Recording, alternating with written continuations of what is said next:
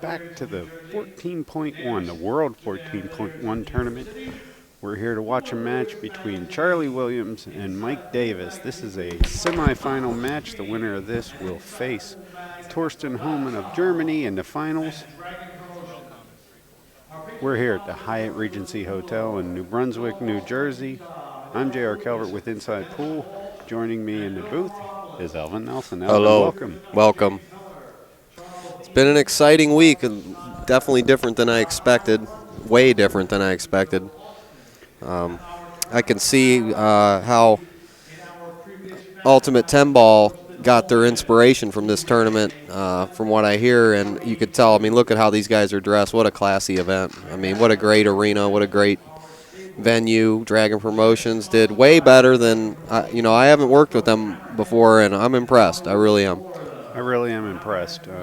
Cindy and company seem like they really got their act together. Charlie, of course, doing his bit playing. Yep. And, obviously off the table too. But there's Charlie there. He's ready to go. We're going to let Elvin step aside here and welcome George Fells. George, welcome. I'm glad to be back. Hope you were with us for the last game, folks. If not, my condolences. You missed one for the ages. Really was quite a match, wasn't it? And we will inform viewers who weren't here to see it that Torsten Homan came back from 11 to 142 down to win in 2 innings. Alex missed 3 balls the whole game. Best pool game I've seen in 40 years. Really? The first Lassiter-Mizurak match, when Mizurak won the first of his 4 U.S. Opens, was slightly better in that the game was concluded in 2 innings, and both players played sensationally.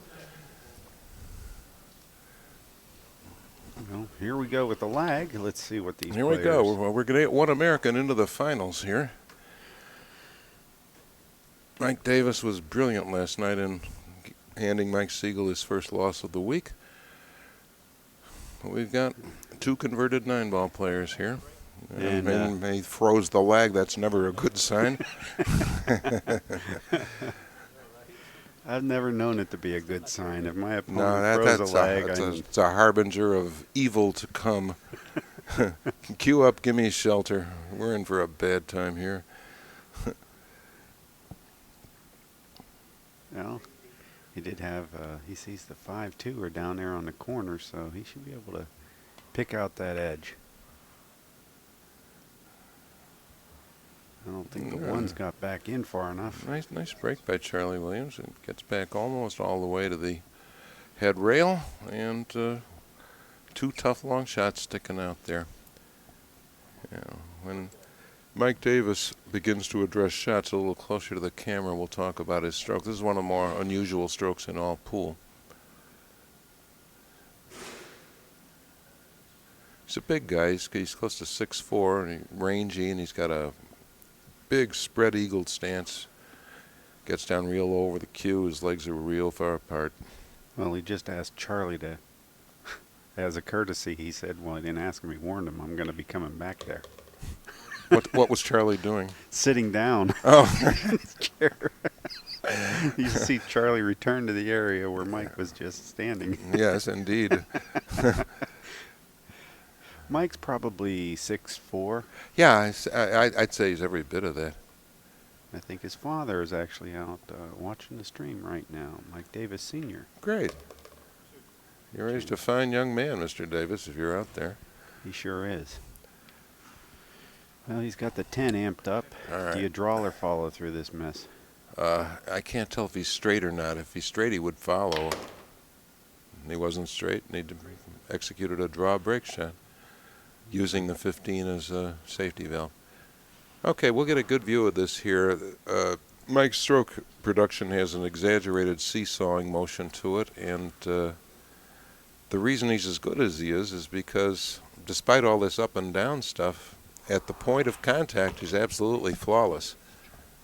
And in that respect, he resembles Lee Trevino and Roberto Clemente, among others, who had terrible swings but still got the job done in a very high gear. The first year I saw him play, at this tournament. I asked him, has anyone tried to correct your stroke? And his answer was, everyone has, and they're all wrong. So if you're that comfortable with yourself, God love you. Mike doesn't get a whole lot of straight pool practice. He also told me that in the part of Maryland where he lives, there was only one other guy who played the game, and they didn't get along. It's hard for me to imagine not getting along with Mike Davis, but if he says so. Awful nice guy. Yeah, he is. Real nice guy. He's one of those guys where you don't know anybody that doesn't like him. Kind of like a Tony Robles. Yeah, Tony Robles, Alex, and Sarah Lee. Everybody likes Alex. Why not? He's always smiling. Hasn't got a care in the world as long as he got a game.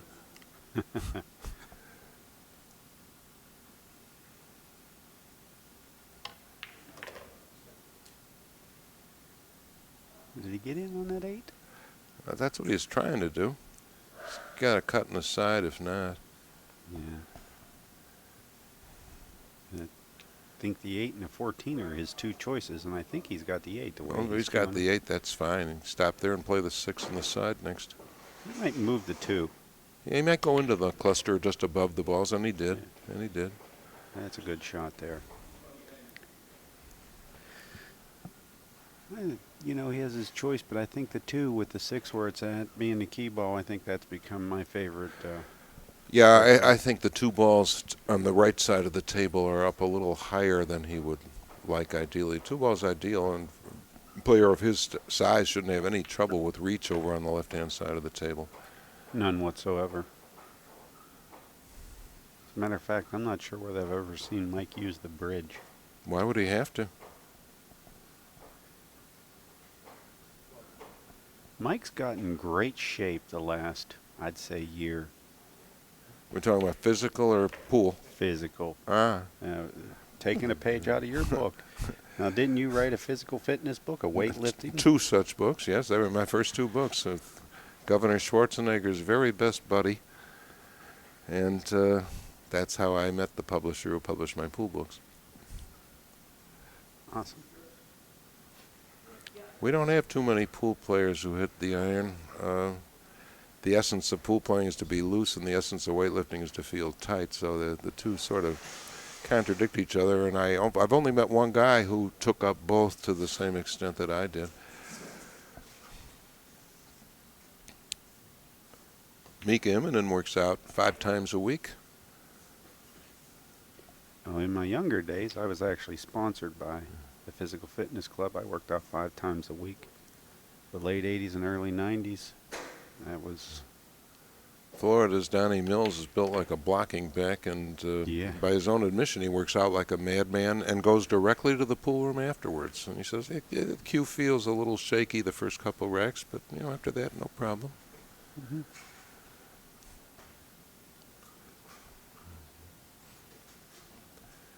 Donnie Mills looks over a rack of balls as though it were a $1 million stamp collection.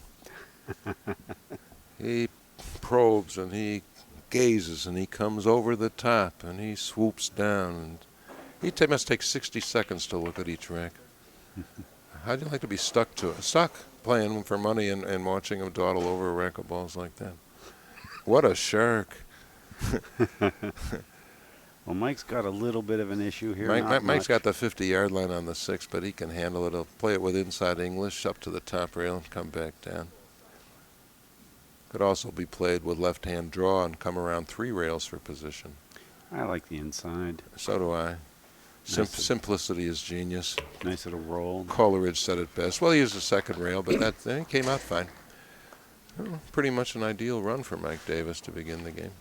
And he's got decent break shot. Oh, yeah. And he's taking a 14-0 lead. He's on a 14-ball run. The only real criteria we apply to break shots and saying, good, not good, etc., are can you pocket the ball and contact the stack someplace good and get free? And this shot certainly meets those 3 requirements. Who is racking the balls this time? Are you familiar? No, I'm not. I am not. I can only see the top of the head right I may well have met him. I certainly endorse his hairline.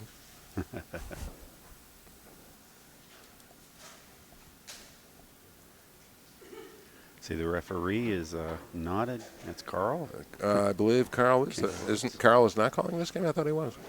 He is. Yeah, he is. He's calling his Oh, game, but yeah, he's just okaying the rack. Yeah, Carl's a damn good referee. Yes, he is. We appreciate having him in the booth as well. As well, very articulate, educated man. This was my trip to get to meet him. I met him at the Hall of Fame banquet. We were just talking for a little bit. I saw him wandering around with his camera. I met him via the mail. Did you? When he wrote to ask me a question, decades ago. And I wrote back and I said, I think the answer to your question is this, and we exchanged some letters and kind of lost track of him. Yeah, he's done some photography for my magazine, but it was a while back. I believe that's how you met Sally as well. Is it not? Or I met Sally online. online? Online. At the time, our magazine website had a separate page for writers, and with brief bios and pictures. And she picked me out of the crowd, although she had 3 women to choose from at the time. But she had some questions to ask about writing about pool. How would I get paid? Would they pay by the word, by the article, etc.? And I wrote back, and well, here's what you want to know. And then she wrote back and had more questions, and in about 10 days we were in love. For those of you that are not familiar who we're speaking of, we're talking about the editor of Inside Pool Magazine, Sally Timko. Sally Page. Sally Page. And yours truly qualifies as Sally's clergyman, having presided over the first, over her wedding, performing the ceremony. Yes. Marriage didn't take worth a damn, but that's not my department.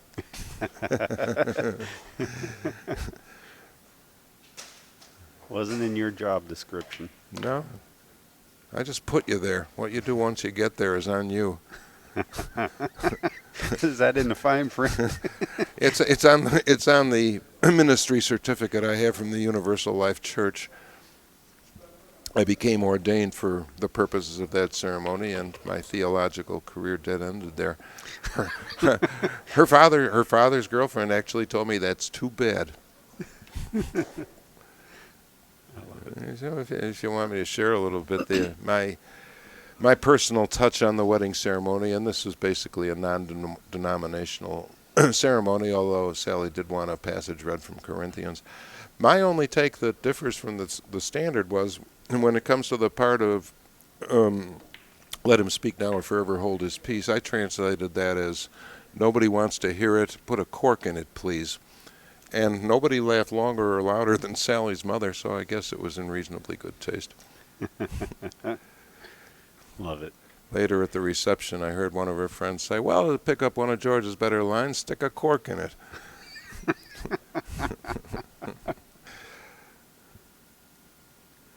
Well, back here, Mike Davis Is playing almost problem-free. textbook. This is what you need to play like to destroy a master like Mike Siegel. Although to give that match its due, I think Mike Siegel was yet another 60-year-old who ran out of steam. It happened to Danny Berruti. It happened to Ray. The longer the matches go and you have to stand up to the table, your legs and back complain, and you can't expect to be at your peak all the time. And it was at the end of the night. It wasn't the first No, match. So no. there may be some merit there. But I actually think it was Mike's great shooting. Mike Davis He played deserves phenomenal. full credit for the win. There's no question. But he came on real strong at the end, and I think he picked up some confidence from the fact that his opponent was simply off. Mike Siegel didn't get to 80, did he? No, he got 79. So, Stuck him on 79, which 79. is a feat in itself. And he ran a flock of balls going out, including that spectacular break shot we talked about. That was some break shot. He should really come across the table here for the 11, and he did. He did. And notice how nicely the 11 sets him up for the 7 and 8. Remember, you want to take balls on or near a rail off early in the sequence for the most part, but when they serve the role of putting you on your key ball like this, it's worth leaving there.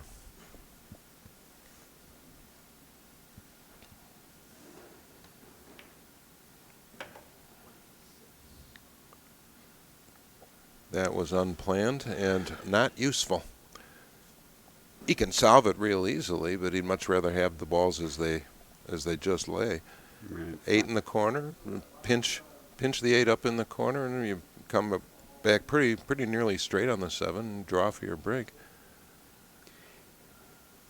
I actually Fast cloth like this, that's a boon too.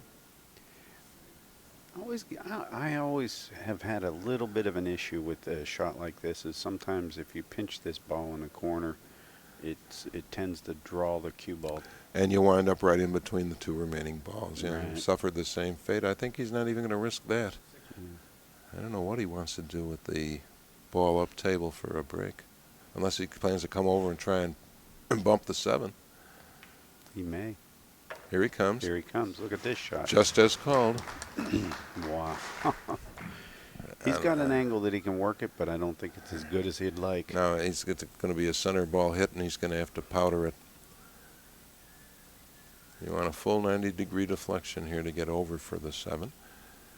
And the few degrees of angle he has here are sufficient to achieve 90 degrees. Or the tangent line, as academicians prefer. You strike your cue ball right in the center, and it's still skidding when it contacts an object ball. The 2 will deflect at 90 degrees, and that's where all position play begins. It's been known for centuries.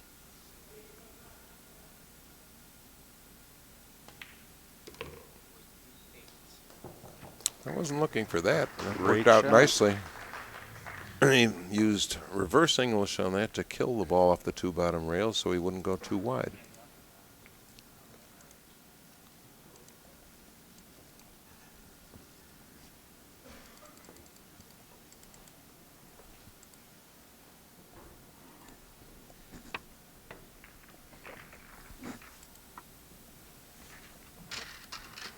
Now, am I getting this right, that Carl is more or less there making sure that the rack's correct and he has to kind of wave off on it? He has to, yes, he has to approve, in effect.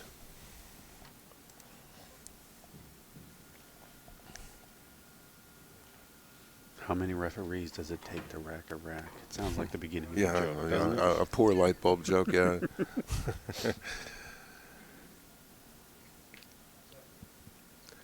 It's an unusual step to take in a tournament that doesn't even provide referees until the semifinals. Be strict or be liberal, but don't confuse us by being in between.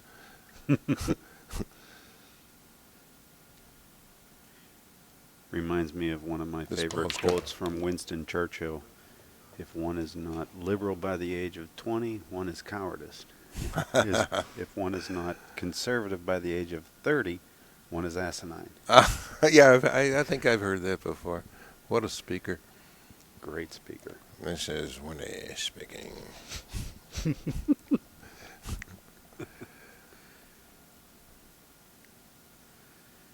Wonder why all babies look like him.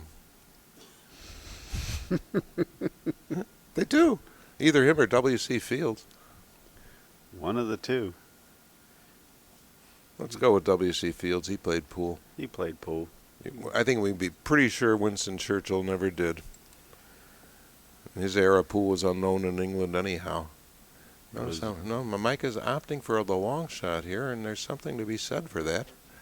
Gets it out of the way, which our previous 2 competitors didn't always do, and it lets them focus on the balls at the business end of the table.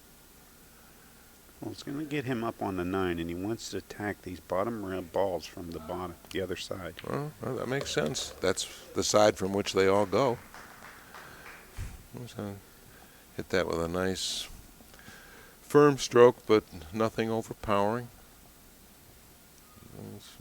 It's a game of finesse, and with new balls and new cloth, the effect is exacerbated. He may use the 6 as a secondary break shot here. although there's no ready insurance ball for it. He may elect to get the 4 out first, and that way he can keep an angle below the 6. It'll let him. Well,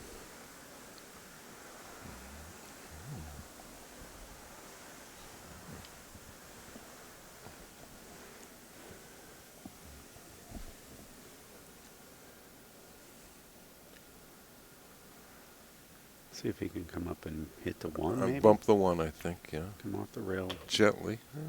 Go in between them, that's okay, I suppose. No harm done. Is he looking for the 2 ball right now? The problem is that nothing sticks out in the balls up above where the break shot would be optimal. Yeah, I think he's going to make a plan to get on the 2. That makes a lot of sense to Or me. maybe even the 11-10 combination going, but 11-12 combination going back that other way. But you have to admire the studious approach he takes. And this is a guy who hasn't been playing straight pull all that long. His entire reputation in Maryland and nationally is for 9-ball. He's done very well in some prestigious short game tournaments. He had a very good tournament the first year he played here. Notice he was, This is his best showing by far. yeah. And the fact that we will have an American finish at least second guarantees us the highest finish ever by an American. Best previous was Max Everly coming in third in the inaugural tournament held 2006, I guess. Went up a little bit too high to use this ball the way he wanted to. If the 1 goes by the 4, I think he may try to come over to this left-hand side of the 1.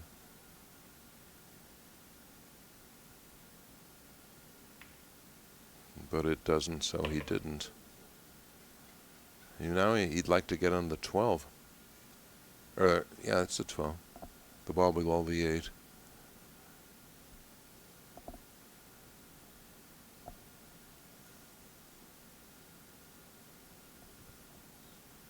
He's looking at the up-table combinations. He doesn't really need one.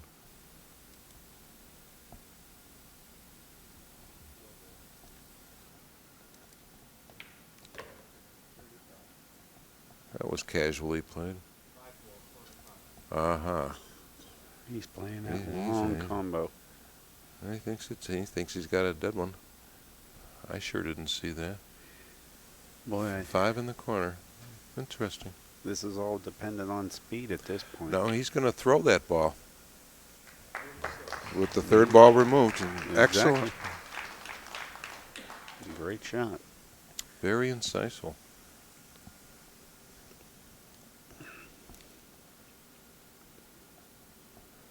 The obvious problem to solve here are the 8 ball and the ball immediately above it.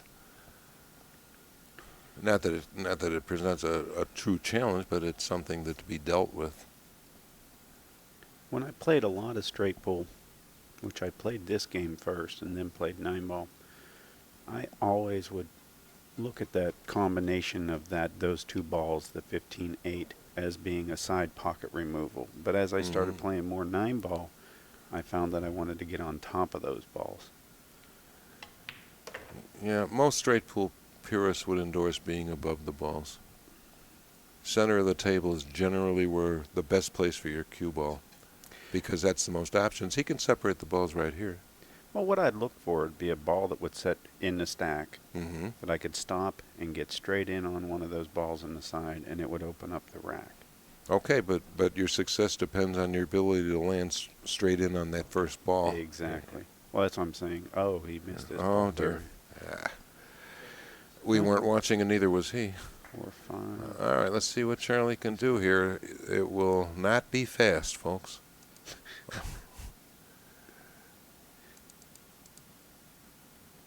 There's a run of 37 for Mike. All right. Charlie comes to the table with a freshly slickened shaft.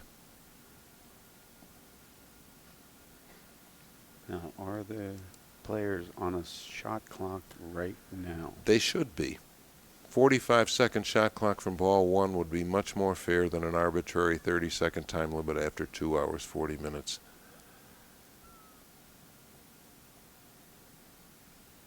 Charlie's going to be testing the boundaries of those time limits many times.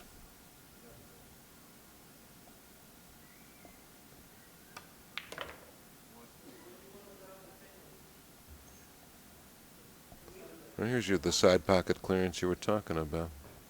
Shoot this and stop, or come off the bottom rail and take the stripe in the side now. I like to be a hair closer when I do that. Yeah. I was always looking for something in the stack that would it would keep me from having to run into the stack several times. Well, if he underhits the shot slightly, he can make that side pocket shot and push the 8-ball out a little wider, which would be useful because it's kind of low. He's trying to go around the balls, and he came up just a little bit short, but he can still make that stripe. It's at the 12.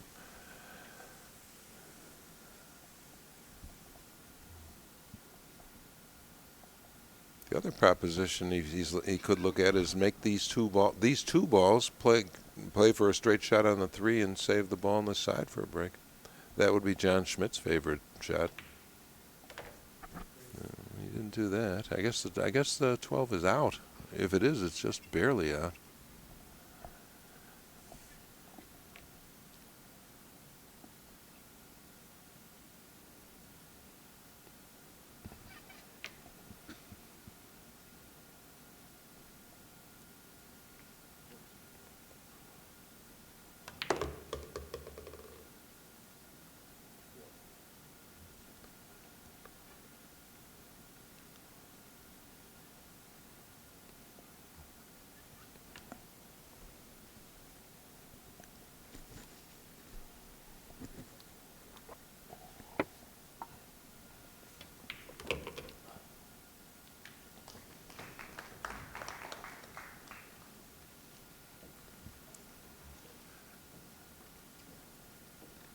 Well, we'll see what Charlie can do with this. We've talked before about the advisability of a break ball that close to the rack. It's some elementary physics. Your cue ball loses momentum when it comes into the object ball, and it's got a mass 14 times its weight immediately behind. So your impact on the stack is minimized, and you have to hit shots like this harder.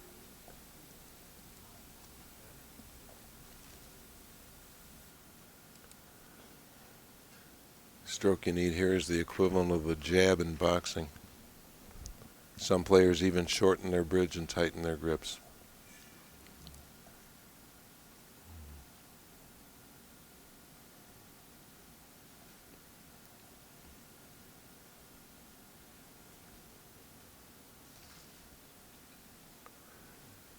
And our racker gets his grade. This, I gotta say that this seems redundant to me. The referee should be racking the balls.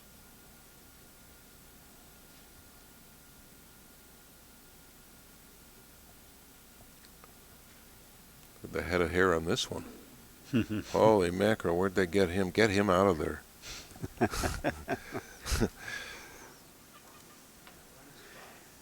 He has way too much hair. You got enough for me and him and the next 3 guys.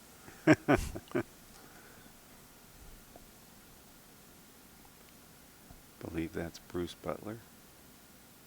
I think Nice that's guy. right, yeah. Nice guy. Yeah. Everybody associated with this tournament is nice. Yeah.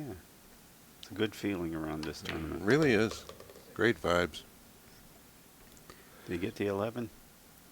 Possibly, like it. possibly, but he certainly didn't want to be sitting on a side rail. It's pretty close. Pretty close. His body language suggests he can't.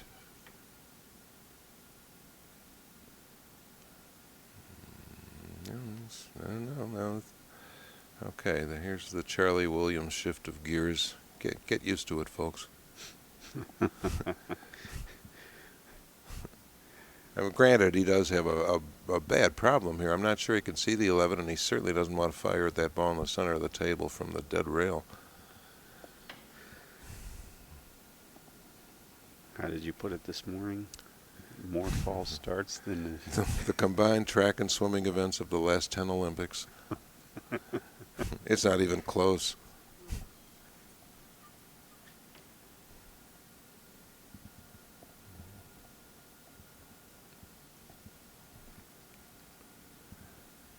be thinking about curving the cue ball to get to the 11, and yet he has so little of the cue ball to work with there.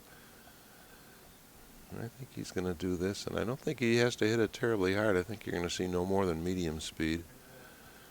He'll undoubtedly shoot the 11 next.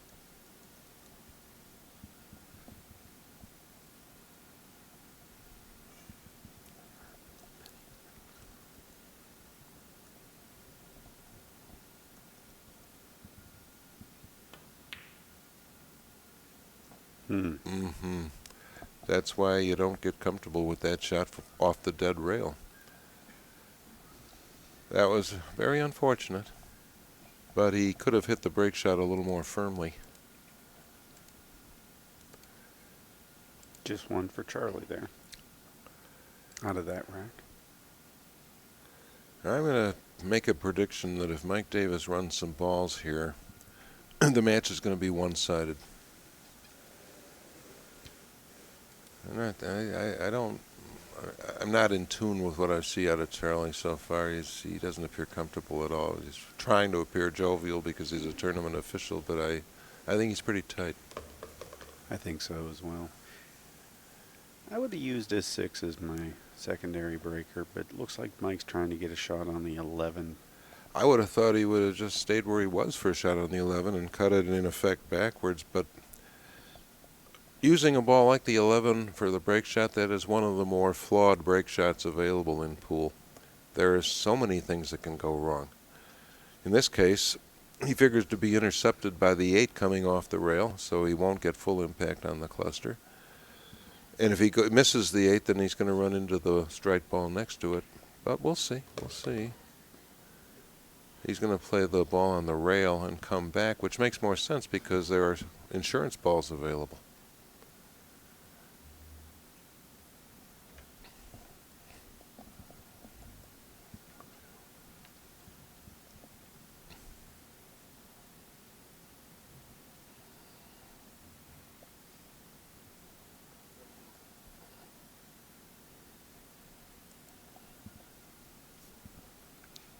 He's going to come up into the 13.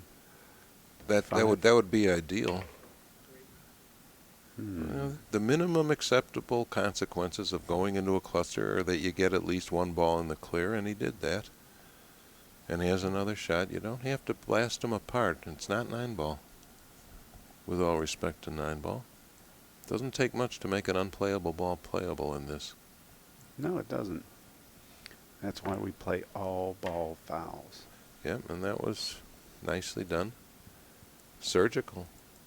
But being 6'4" didn't hurt him at all there. Perched on top of 2 balls like that. He had a nice view.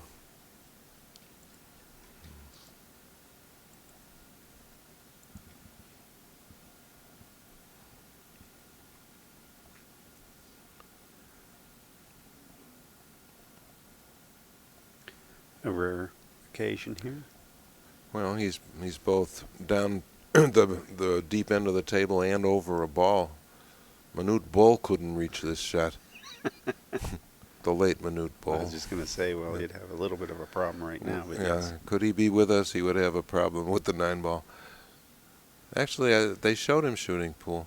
Did they? Yeah, Fats was still alive. I mean, he likes it, and he was playing with Chris Mullen, I guess, and Fats was still alive, and they said, "What do you think about this 7'7" guy playing pool?" He said, "I think that's going to hurt him. He's going to hit his head on the lights." He's a fine man who worked very hard for his impoverished country. Did a lot of good with what money he made. I think he did. Although I believe he died sick and broke. He gave all his money away to his country.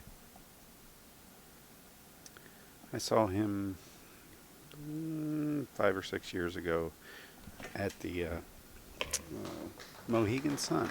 Huh. Woody Allen said he doesn't have to travel with the team. They can just fax him from town to town.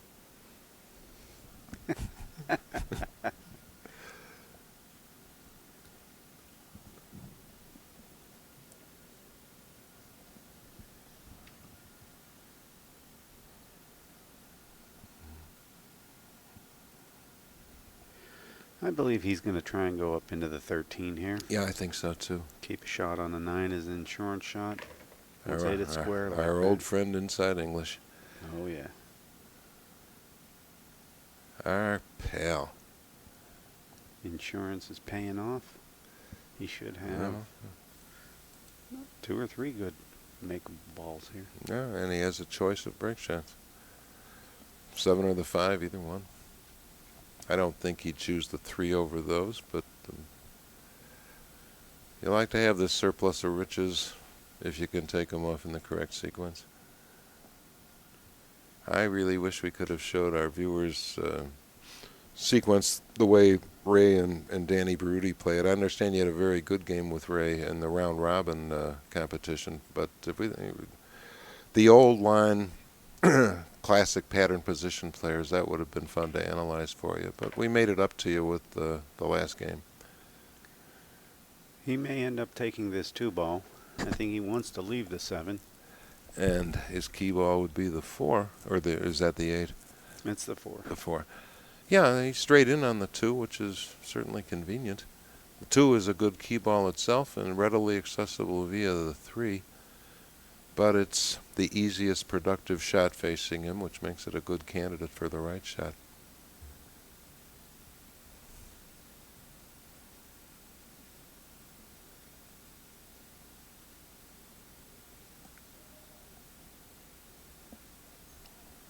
I think this is the most indecisive we have seen him thus far. Well, there's no question about it, and he has open shots. He has 2 open shots, and it's really hard to kind of make. Yeah, this evaluate. just meant the longer he stands over the cue ball, the more likely it is something's going to go wrong. You'll think long, think wrong attitude.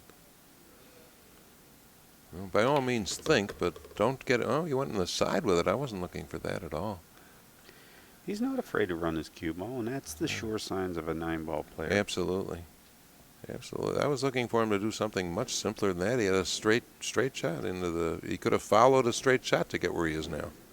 See, I used to do this shot, and this is another 2-ball pattern here. This 13-1, I'd come down off the bottom rail with the 3, shoot the 3, follow right up towards him, and I knew that it was going to solve my problem. Where here, if the 4 goes by the 5, he's fine. But if it doesn't, look what he'd have to do. Right. Apparently it does. It does. It's an awful good key ball he just gave up, but mitigating against that is side pocket key balls need a high degree of precision. Yeah, they do. They require a key ball themselves almost sometimes. Yeah, and we've been pointing out shots like that which were left on the rail late in the sequence for precisely that purpose. If you want a side pocket key ball, try and get one that's close to a side where you can land in any one of a number of places and still get where you're going. This is going to go 7-3-13.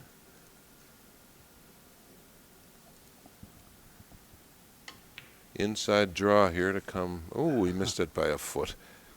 I was just about to say inside draw to come straight back up the table. He didn't even do that because he hit the object ball in the wrong place.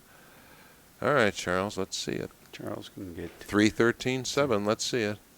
You get 3, and it looks like Mike's going to end up with 11 out of that. All right. Well, 48-6. That's 1 ball too many. That is 1 ball too many. I'm glad you caught me. 47-6. It's 47. That's why we have you here, George. Pick up all my mistakes. I believe the appropriate expression is I wasn't made with a finger.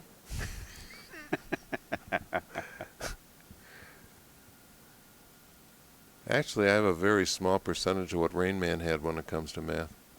It's never done me a bit of good. It's just like, it's like having hazel eyes, but it's part of me. I can do some stuff. Oh, the problem is with this is that I've only got 10 fingers, and, there's 14 balls to keep track of. All right, and yet I have 10 more to come to your aid. I can take off one of my shoes here in the booth. Between the two of us, we couldn't cover a snooker game, but still, we've got 20 units to deal with.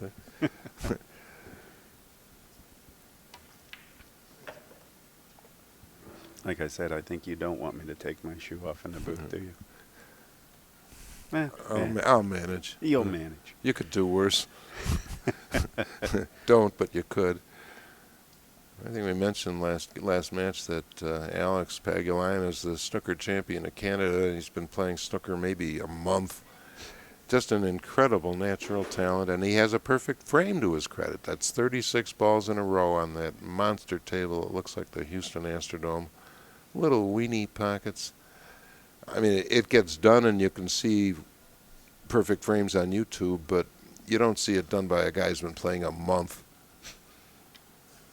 We all went up to do Clash of the Titans 2 weeks ago with the CPA at Snookers in Canada.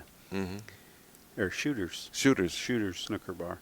And we walk in, and the first thing Sally sees is 6 of these huge snooker tables. And she goes, oh my Lord. And I don't think she'd ever seen one, let alone 6. The first I saw was at Bensinger's, regulation size. Who on earth would play this? And the answer is, in this country, few. It's a wonderful game. But is it hard? Does not surprise me in the least that the women's snooker players who came over here to play pool took to the game so well. The pockets must look like subway systems to them. They have to look massive, and the tables have to look so small. They in proportion, you almost don't see the pockets on a snooker table. No, the legendary room Hard Times in Bellflower, Sally took me there, and the pockets were so tight that a hanger, you weren't even money to sink. No. You know, one ball barely goes in there. They were playing golf, which is common on a snooker table, and Efren was playing, the $100 a man. Efren made 2 holes in a row. The whole room stopped to watch him. I never saw such tight pockets or as fast cloth. You could lag a ball up to the head rail, it comes flying back at you.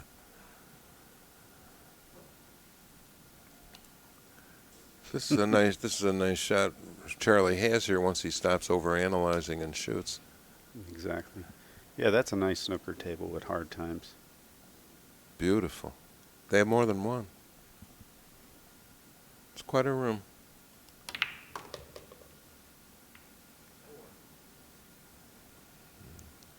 Charlie had or obtained a touch of high right on that ball to negate the angle coming off the rail. If we had slow-mo, we'd show it to you. The ball's sort of bent going right to left. And that's what you want to avoid the side pocket scratch.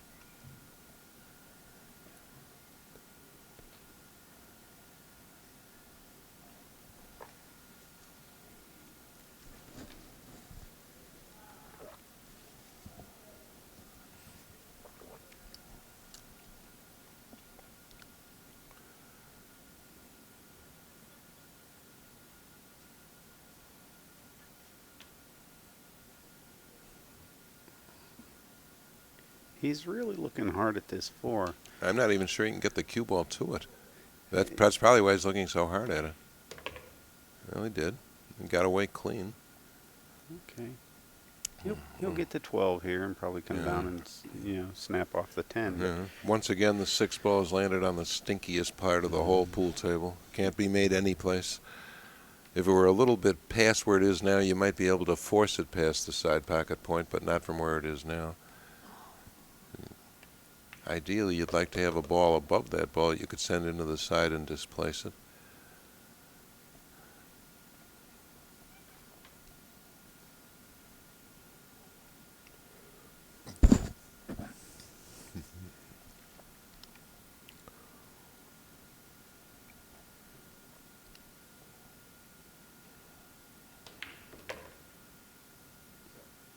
That's exactly what he wanted, but he did not want to be behind the 6 here. One ball still available to him. That's a worry that you have when you only have one ball that you're really trying to hit. And you get that glance and you can go anywhere. Well, what you want in straight pool is to avoid situations where you're playing position for a single ball. You want to leave yourself options. He's going to go into the cluster here. Softly, because of the insurance balls are below, and there's the pitfall of not going softly enough. He went below the insurance balls. And then as soon as you decide to shoot it softly enough, you freeze on the ball. Shots are available here. 3 in the corner, 8 in the side. Not where he wants to be, but they're available. We're going to see a couple of shot inspections before Charlie does anything. 3 ball. Gonna go out on a limb, huh? Yeah.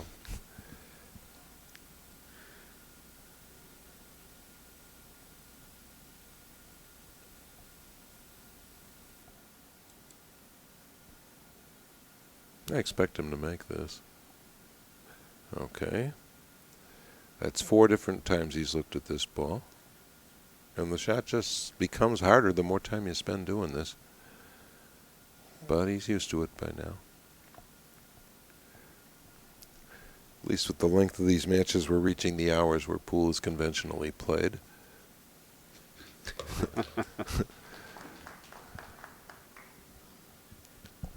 You can applaud, but it was really wasn't that challenging a shot. I believe he's thinking about going down table with it eventually.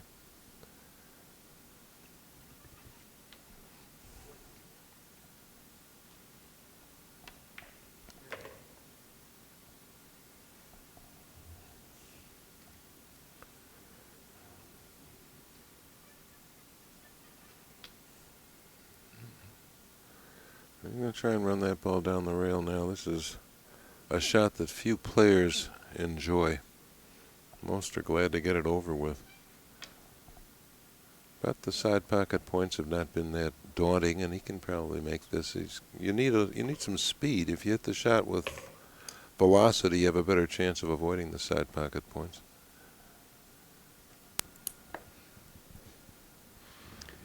Well, he's gonna get to this nasty ball here. Looks like he's using left-hand draw. Very good. Nice. Very nice. Now, because he hasn't taken the 5 ball off the table, it interferes with the 13s getting there, which would be ideal given the current layout of the balls. You always want paths open to the 2 bottom corner pockets.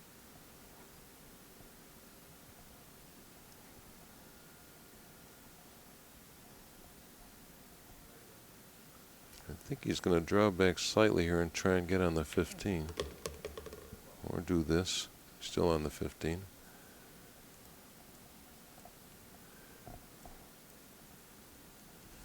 Save either the 8 or the 11. Personally, I would prefer the 11, but I'm taller than he is. I reach it better. and my personal preference is for break shots with some distance for the stack. Although there's no particular reason to focus on what my preferences are when it comes to playing the game.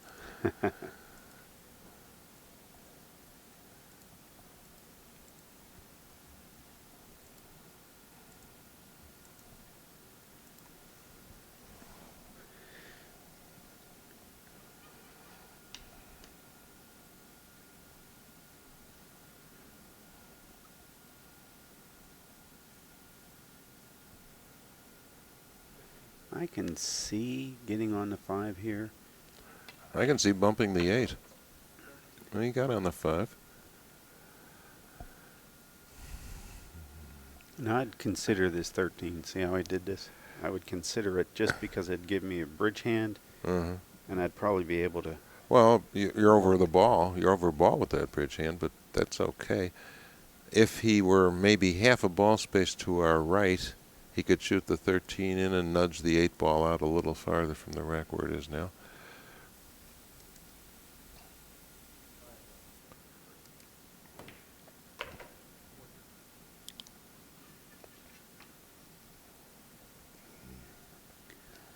(13 to 11). If he's depends on whether or not he's straight in on the 13. The 8's coming off here.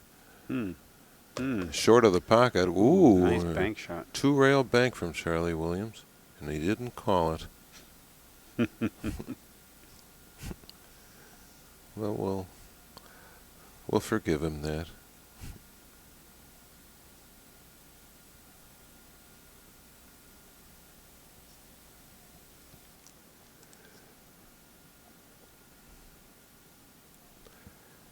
Carly Simon's songwriting partner is something of a hobbyist pool player, and he once wrote an article on his experiences on playing pool in New York in a now defunct magazine called Ramparts, and apparently he found some Puerto Rican to hustle him, and at one point his opponent made a rather egregious foul which he attempted to call, and the response he got was, "You forgive me that."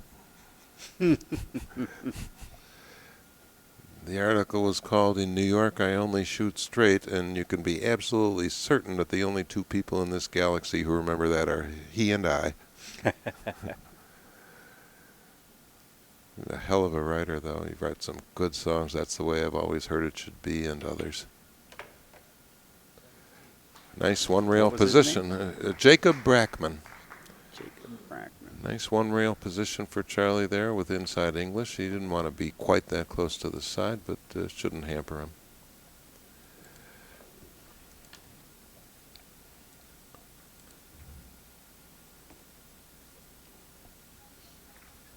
I've never seen this two-person racking process before, and I find it quite bewildering, but I wasn't asked.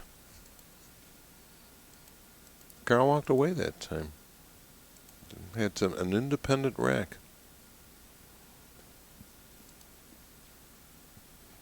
Maybe somebody picked up my wavelengths.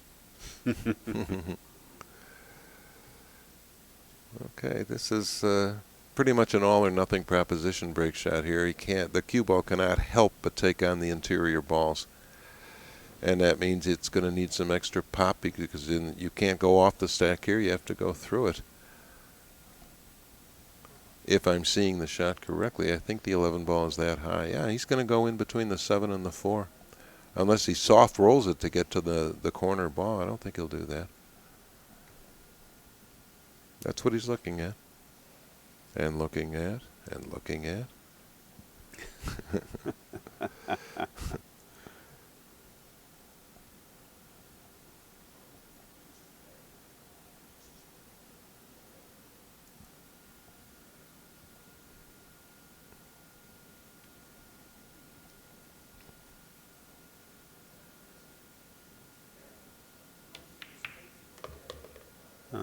And he sat right on the side of the stack. He might have gotten that head ball out far enough where it's straight into the top corner pocket. Most of the time it's worse than this.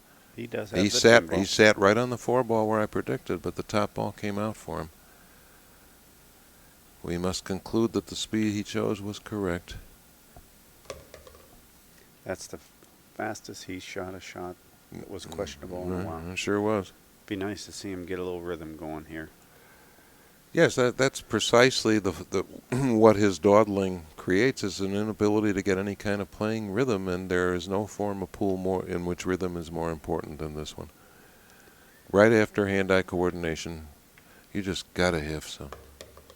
We had Mosconi tell our city champion, "You will not get any better until you develop some rhythm," and he was absolutely right. And this is a guy who went undefeated for 2 years. The bricklayer. Uh-huh.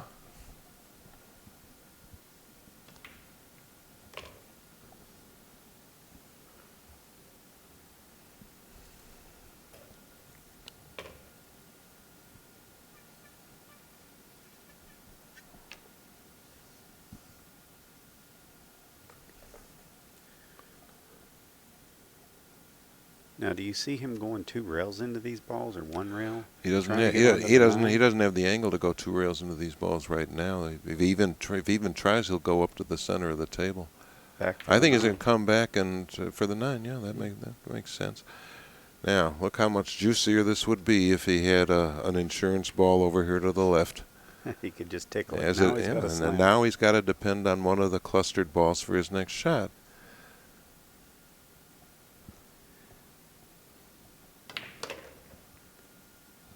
And he forced the cue ball through there nicely. Maybe the 6 had stopped half a ball space short of where it is now. It would be slightly better, and he wouldn't have one more trifle to deal with. But the 15 came out ideally. It really did. I can't imagine how this could be comfortable. But the bridge is an improbable proposition here. He'd have to place the bridge head too far back, and he might even have to use two bridges. So what he just did was probably the best choice.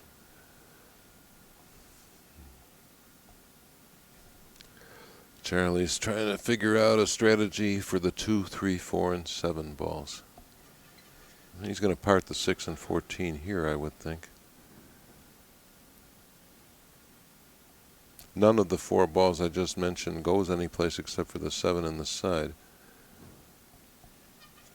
Well, he may come up and try and get an angle where in between the 15-6, where he can play. I think he's going to come up into the 2 ball here. No, The 4 does go in the corner. Evidently, he went farther than he would like. That will open up things for the 3 in this corner over to our left. That's what we mean by clearing the paths to corner pockets. But he's still going to have to juice this cue ball. He doesn't have a particularly advantageous angle on the 4.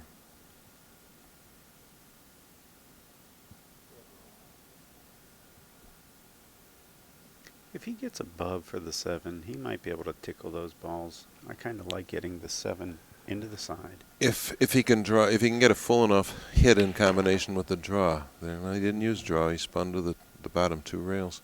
Well, He's trying to get a look at the 14, and that's a narrow window. Yeah, look at that face. That's the. I don't think I made a right decision there. Face. No, I agree with his face, and the rest of him, for that matter. He's not even going to trifle with it now. Gun the 7 in, probably attempting to avoid those 3 balls.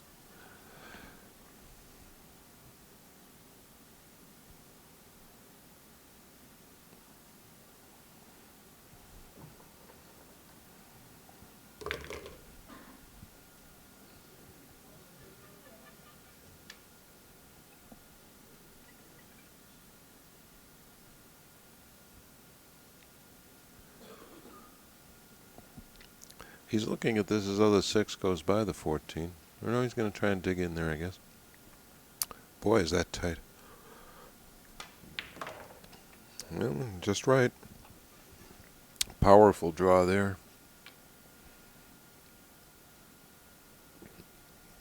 The Mosconi play here would be 2-rail position from the 6 to the 7 in the side and stop for the 2 and the 3.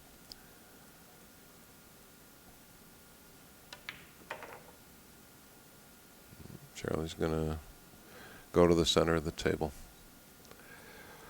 And there's nothing wrong with that, except it means now you have to move balls beyond the ball you shoot, and that's to be avoided if you can. If you hit that shot softer for straight in position in the side, the 6 goes, the 3 goes in the side, same side.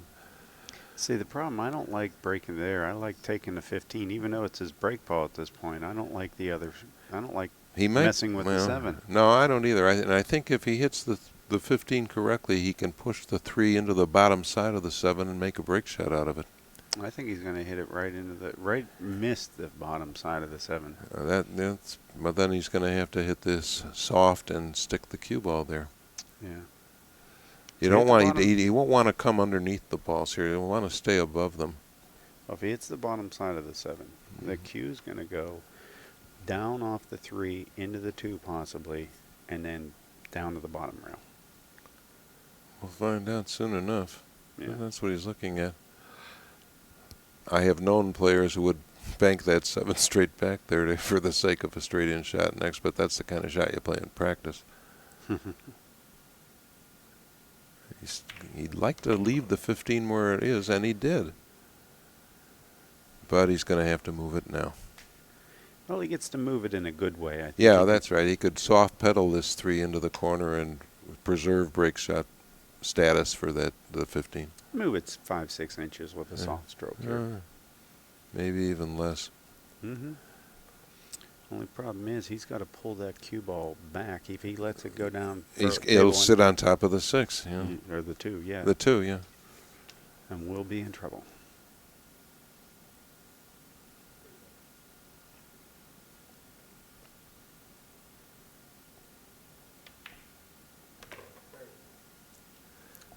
Okay, and so he didn't get good on the 2, and he didn't leave the 15 anywhere good either. Even if he makes this, I don't enjoy this break shot at all. This is not one of my favorites. You 2 rails, Yeah. 1 rail, nothing works here. This no, is just if a you- horrible If break you save shot. the 15 for the break, you better hit a corner ball coming off that rail. Yeah, the only luck I've ever had with it is 2 rails go over and hit the lower left-hand corner ball in the rack. Okay. It's the only time I've ever had luck with it. You hit the side of that rack, He you're up he table. couldn't do that from where he is now. I don't think he can. I think to miss the 15 on the way up, he's going to keep too straight of an angle. Well, he can get a 2-rail route to the center of the table underneath the 15 and get the same break shot, but it doesn't make the break shot any better.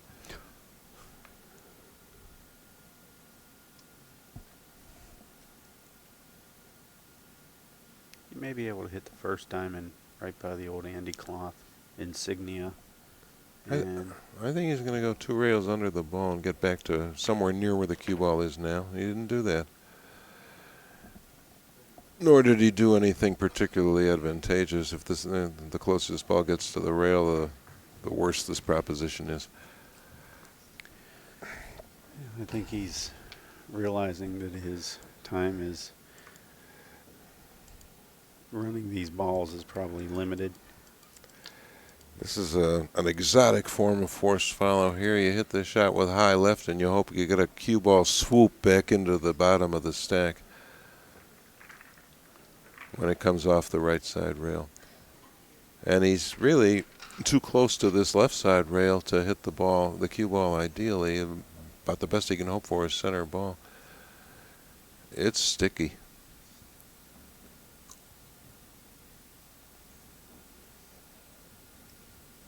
Oh, we went back to the 2-person rack.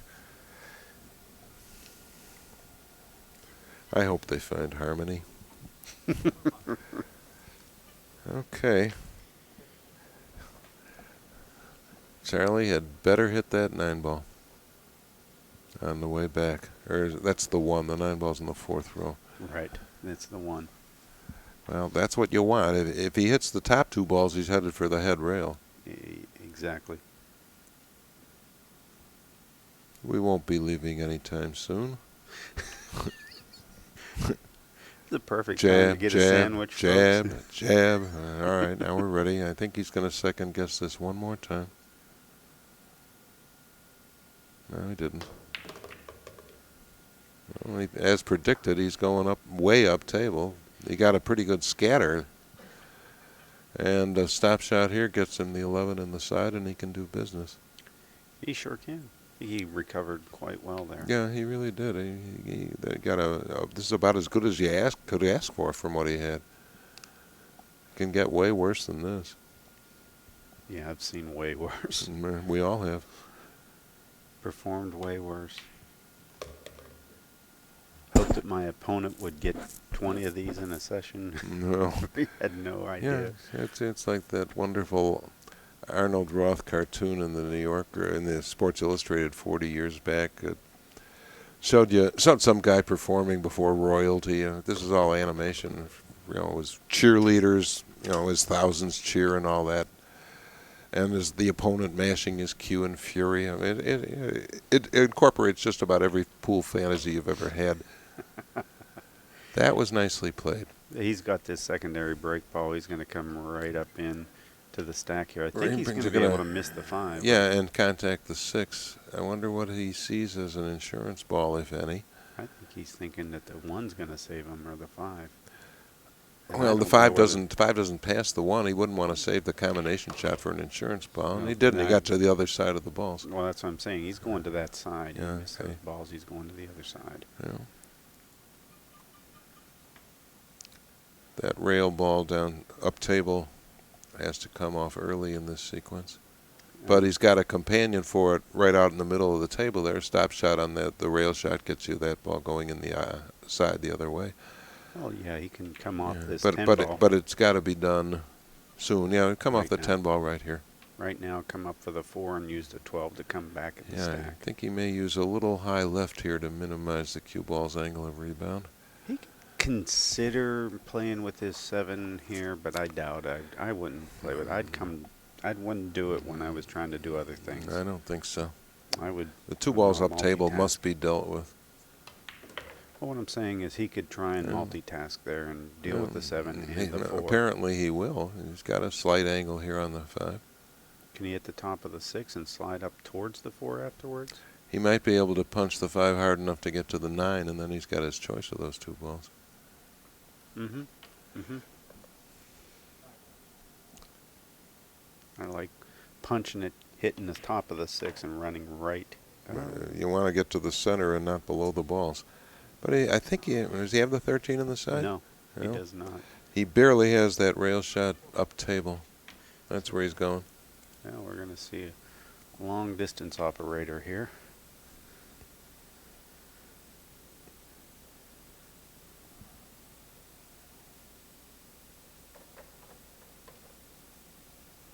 I don't know why he's emptying that pocket. Nothing's going in there anytime soon.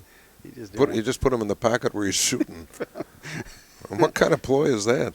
so that you can see the reflection of them. I'm not Yeah, sure. So you'll have a ready excuse if you hang the ball up. Oh, it bounced off the balls I left there.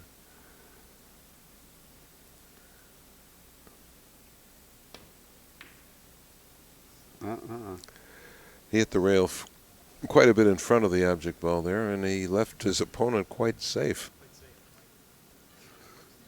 He really did. Quite safe. 3, 6. He got 8 there. I imagine, given this man's shot-making ability, he's going to send that stripe in the middle of the table into the side. But this is a diabolical leave. It's the only ball he can see that goes anyplace. And look at the hit he has to make on it, sending the cue ball smack in the direction of the corner pocket down here. Oh, this really sucks deep pond scum. Yeah, that's what he called it, the ball on the side. I imagine he'll use draw. He's hit this shot maybe 4 or 5 times in the times that I've watched him play in the tournament. Something like that break shot. Look, it looks like a distant cousin to the break shot he made last night.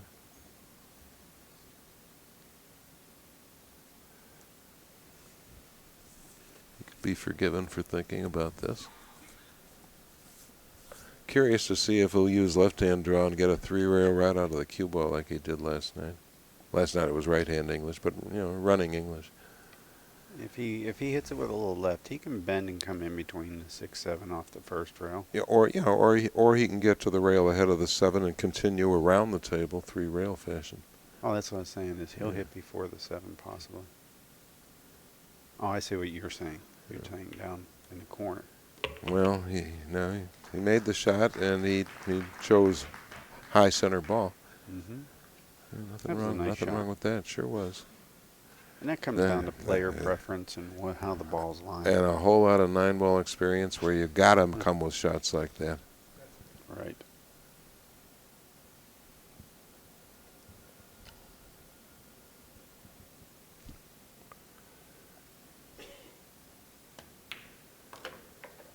I make Thorsten the favorite over either of these players, and I can't imagine who wouldn't after what we just saw.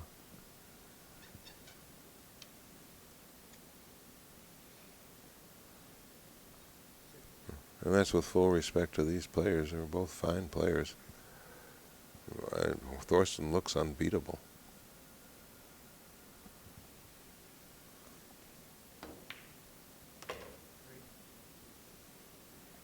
He's got another side pocket shot similar to the one he just made, not quite as askew. No, nowhere near, actually. I think he's going to be able to. He may even be able to play it down here in the corner.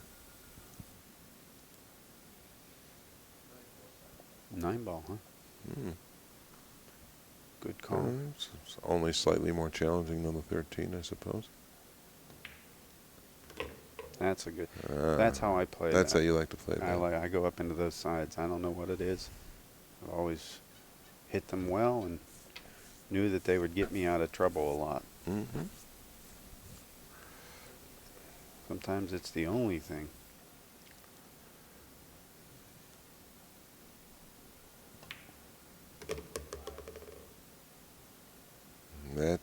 too straight to be of any benefit to him. It looks like he might have a degree or two to work with high right, but you don't know where the cue ball is going to go then. He may go 2 rails with high center, so he doesn't go too far over to the left. He does have a few degrees of angle. The only way it can benefit him is with follow, not with draw. I hit this with high left. High left. Yeah. Yeah, that's what I'm talking about. Mm-hmm. Well, it looks like he's under the cue ball. You can't tell with that stroke because the cue's going up and down all the time. He's going to hit this with high. There it is. Yeah, Now see yeah, how high it straightens stun. it Yeah, up?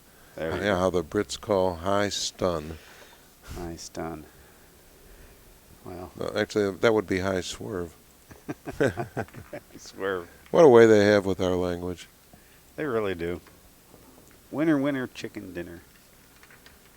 What do we got here? 53, huh? That's right. Yes. 53 in a match that's not badly paced, given that Charlie Williams is half of it.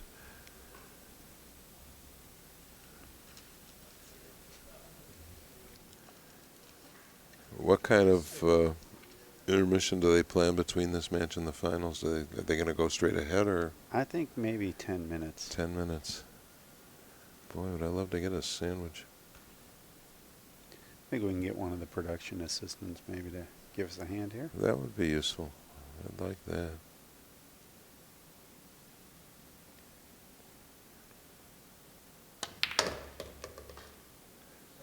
We have to give George Okay. nourishment, folks. Well, I must get minimum calories. What, you mean the salad and the peach weren't enough?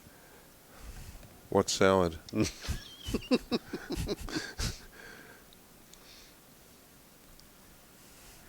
5'9" actually is viable for the right-hand corner pocket if he can get over there.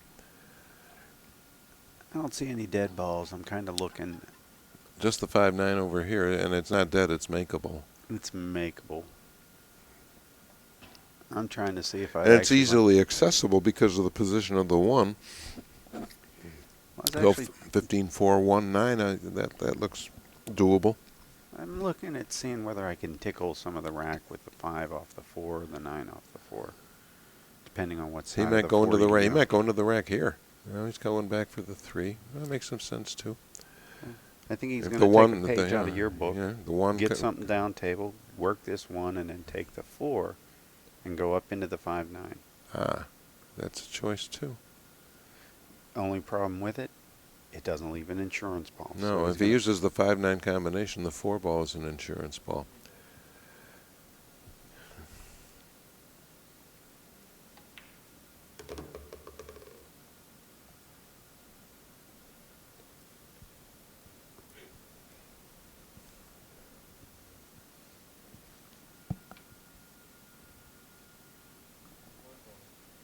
If I do play the combination, I'm not comfortable with it. There's something about it that's telling me that it might not be good. I like He's going this. your way with the 4, but he went, well, we can't tell from here. It appears that he went too far on the monitor, but we've seen players cut these balls in effortlessly before.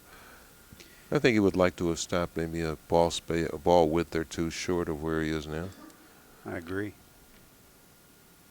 I think he's going to be able to level out. He's going to probably hit the 5 first. What do you think? Or is it If the he 9? cuts this ball, he's going to go right in between the 5 and 9. He's cutting the last coat of paint off the ball. There we go. And he's got the 5 Shot wanted. I don't know if he's got the 5 up table or not. 6. He's got the 13. The 6, yeah. He's got the 6 going up table too. 6 is definitely. If gonna be- it gets past the 11. Oh yeah. Okay. Yeah, there's some room there.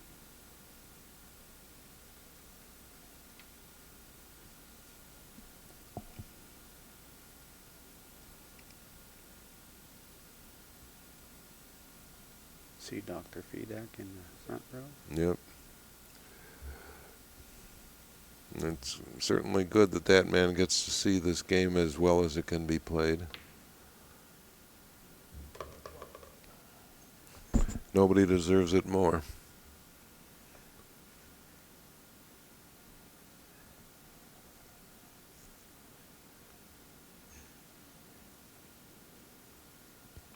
The 10 ball does go. It has a pocket. Yes, it does. 13 in the side is tantalizing.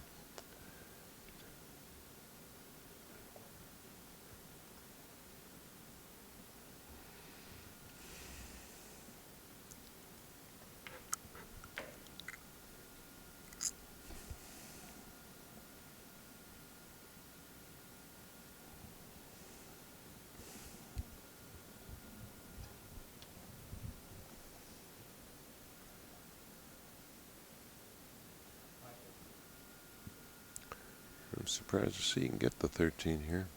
Sure doesn't look like it. Didn't look like it went, did it? It was the 5. 5 he was Well, aiming that's why it didn't look like it. Yeah, the 10 is a nice. The 10 or the 12 is a nice brace shot here now.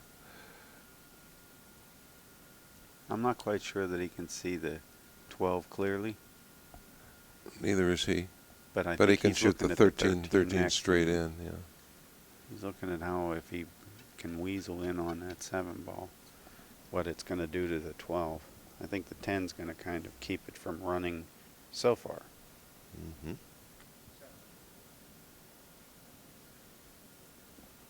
Well, he's going to shoot the bottommost ball.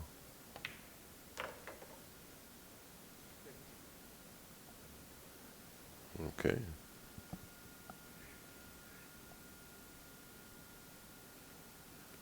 He could tickle this 12, or tickle the 10 off the 12. Looks like he's got that angle. I'm not sure he needs to. Isn't it out now? It's out. I mean, he It's- can move it up a little bit. He would like it to be another couple inches away. I don't think he has the right angle to contact it with this. It looks like he's straight in on the. Okay. Yep. Sure was. Because I think if he had it, he would have went ahead and let that ball slide over there instead of trying to draw it away. This is working out to be a very nice stop ball pattern here. Oh yeah. Now the key ball I'm looking at was the 11 ball. Yeah, I think so. 14 to 11. Wrong. I should have waited another 30 Oh, seconds. yeah, I never tire of making these errors. Well, 2-11-14 now. 2-11-14, yeah. And we do forget that Mike's 6'4", and there's not a shot in the table that he probably can't reach. That's right.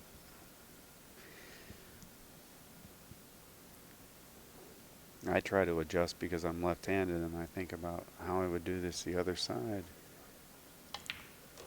My natural instincts are to keep away from these sides.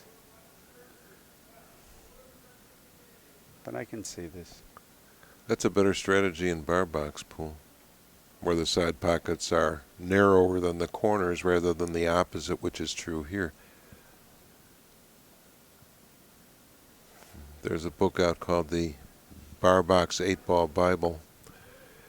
He must repeat the same concept 12 different times. Avoid the side pockets at all costs. He's Freddie the Beard's publishing partner, Oh, okay. and he does Freddie's diagrams. He has some excellent diagram software. Yeah, he does. For old Freddie, writer for Inside Pool Magazine. Well, I understand he left you. Just now. Okay. I don't think he left us. Oh. Well, there was a parting. There was a parting. Sally said Freddie quit. Well, it's one of those That's things all right. where he had his ideas on what he wanted to do, and they were different from ours. Okay. So I can't say I'm surprised to hear that. I've only known Freddie, 50 years now. But he is in the next magazine or two, from what I understand. My pool student told me that the math expert on the TV show Numbers couldn't follow Freddie's bank pool process. With all respect to that process, he is my dearest pool friend. You're going to get a good look at all the people swarming in the arena right now that are helping make this event possible. Aha, sure. George has a fan visiting the booth right now. Bless your heart. Wish I had 400,000 more like him. What's your name, sir? All right.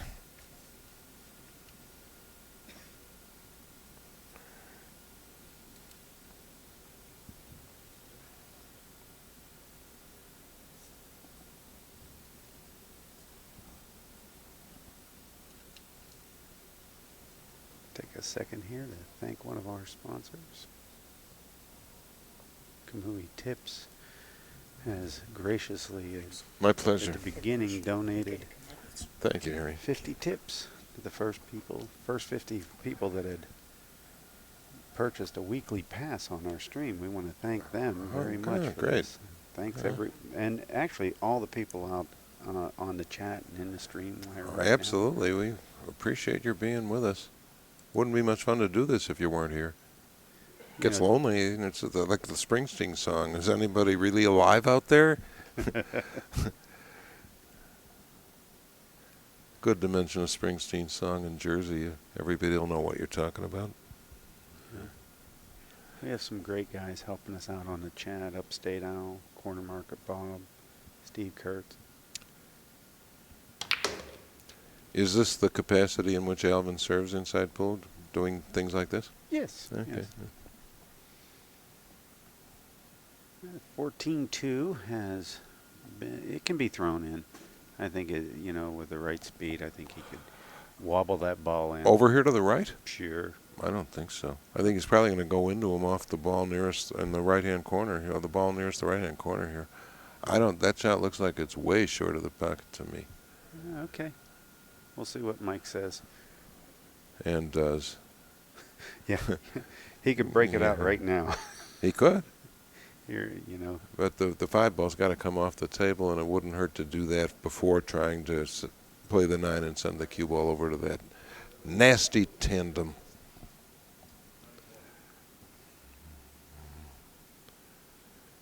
He could have afforded to take the 5-ball before doing this, but okay. shot maker like him, he might view it as a No, he broke up. insurance He broke ball. up the big clusters. Okay. I still want to know what he's going to do about the 210. I don't think it's worth playing as a combination.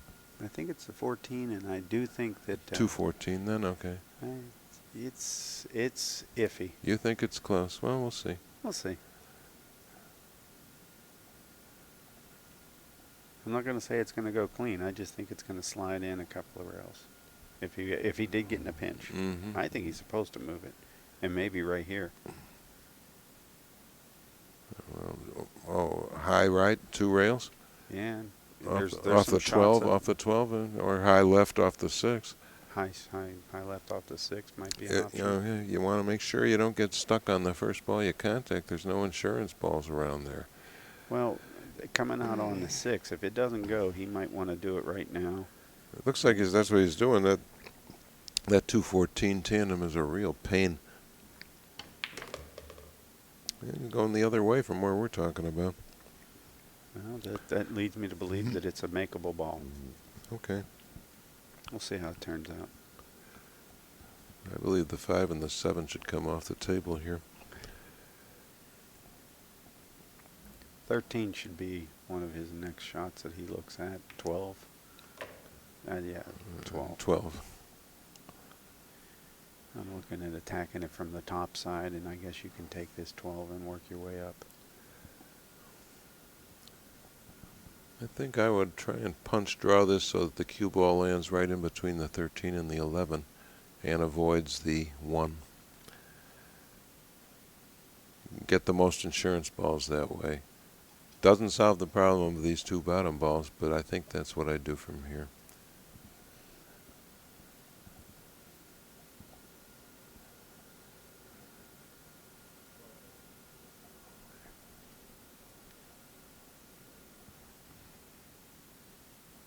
Looks like he's got a stroke that says, and I'm going to bust up All there. right, he did exactly what I said he'd do, Mm-hmm. or what I said I would do. But now look, he has 4 insurance balls from that shot, not counting the 2 up table, which he might think about taking. I won't say it again. 4 insurance balls, 4 insurance balls from that shot. So that was a good decision. And anybody that knows anybody, there's still a lot of pool left. Anybody wants to get in on the stream after this, we've got the finals. We'll kick off roughly 10 to 15 minutes. We'll have a short intermission in between After this match. And there's still a lot of pool left to play in this match. There It's sure only is. 67-45. Yeah, we got over 300 points of pool in front of us. Okay, now he's got balls down in the vicinity of the 214, but neither one will get him to it. I think he needs a cue ball position a little higher up the table where he can use the 3 to separate those two balls.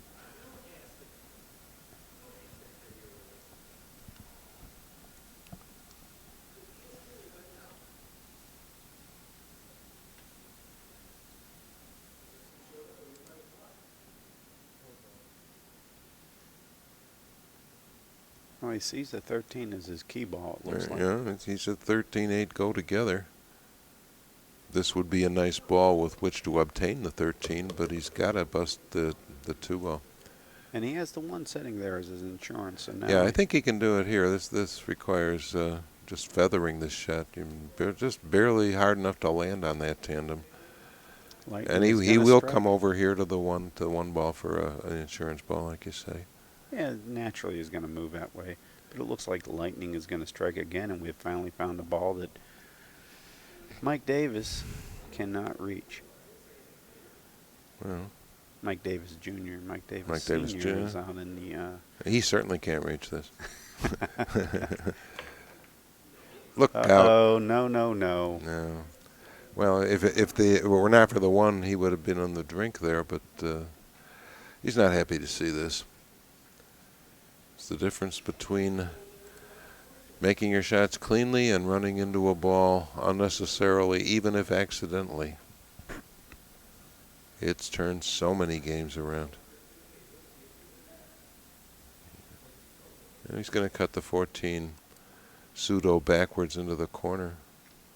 There's that 2 ball is just going to be a big ball with that, and too many variables. He doesn't know exactly where this cue ball is. He's going to turn the cue ball loose to make this.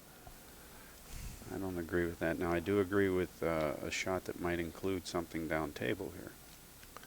I was agreeing with that 6 balls ago. Look at the stymie he's placed himself in by not taking those 2 balls off earlier. Even after he makes this, he still has to deal with them and hope he gets a good lie on the 13. I don't think the 2 ball is going to be there after this shot. I think he's going to run into it.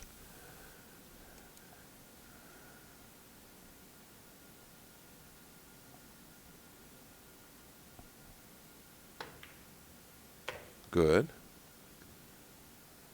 And natural English, and look out. Oh, he got away. Okay. He did get away. That was a great shot. Sure was. Now the 3 ball triangle at the foot of the table is just what you want. And you want something approaching straight in on the 2.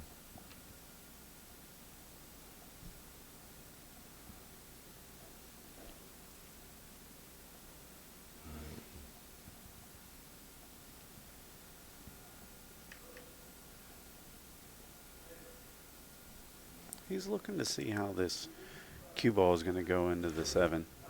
I think it's going to hit it right to the bottom rail. It's hitting it right at the Brunswick. Second diamond, let's just say. You think he's going to Right at avoid the the 7 ball here? Olshausen, Because I don't. Yeah, and the cue ball passes to the left side of the table, and he shoots it. If he makes the 5, which he barely did, I think he was playing position for the 7 in the same pocket. It's certainly not as fertile as it was. He overhit the shot a little bit, and he barely made it. I think had he made it cleanly, the cue ball wouldn't be where it is now.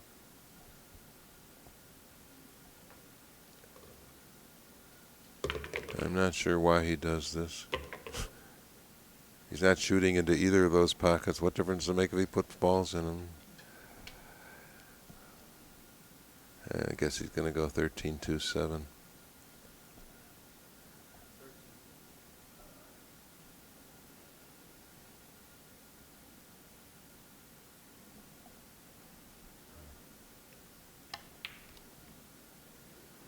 Ooh. And the game gets even with him for the ball. He wiggled in the shot before. All right, Charles, let's see what we can do.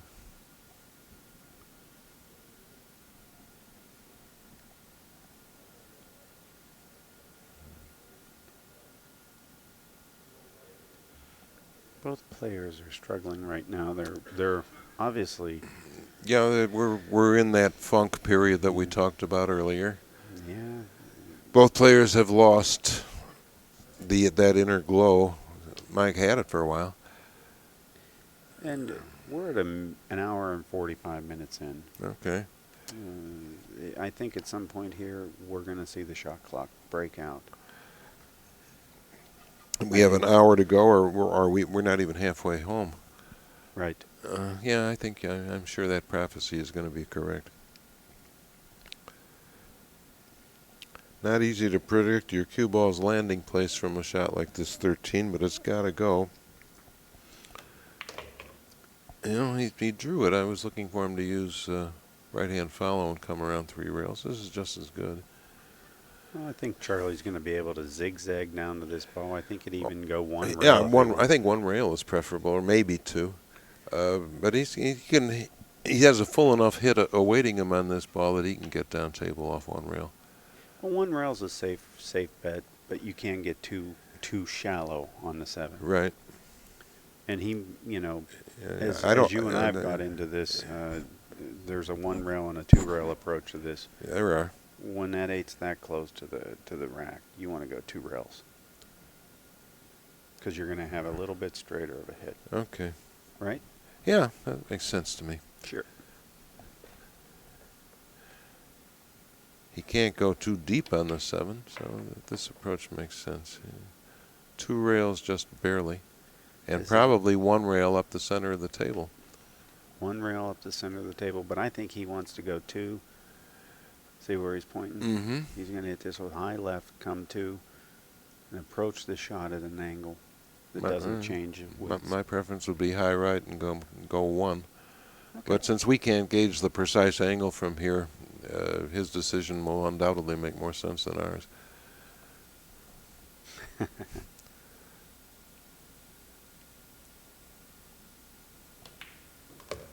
One for your magazine. He could have come closer to the middle of the table with this. I think he got pretty good there.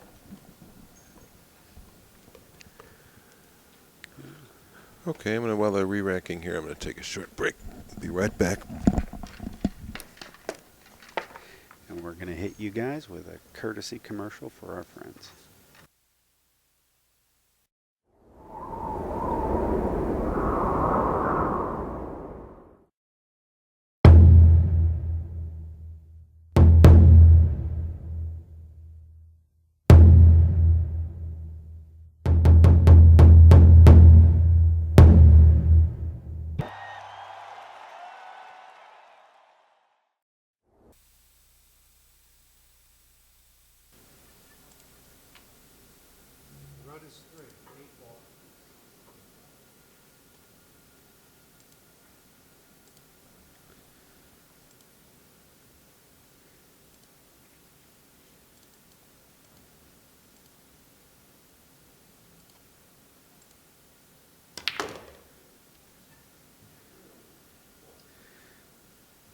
Well, I don't believe that he's actually got a shot here. It looks as if he's going to, well, I can tell by his face. There's not a really good safety either. This may be a situation where he could actually try and just tuck into the stack a little bit. Anything he tries could be death. He could try and leave some distance here. But I think Mike's going to be able to slice anything in because he's a ball maker. He is a great 9-ball. He could play. He's playing safe off the 4.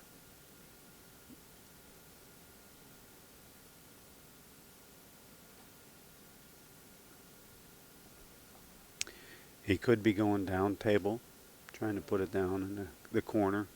I think that's going to leave the 7, so he can't go that far.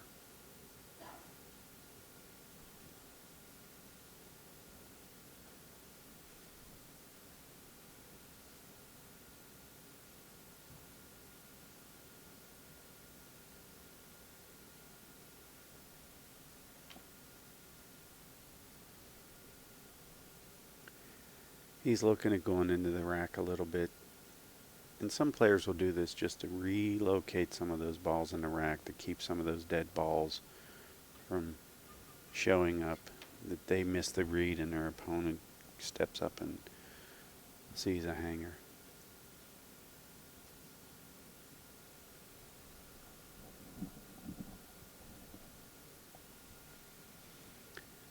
Either way, it's a pretty good predicament. Off the side of the 4 and down table slightly.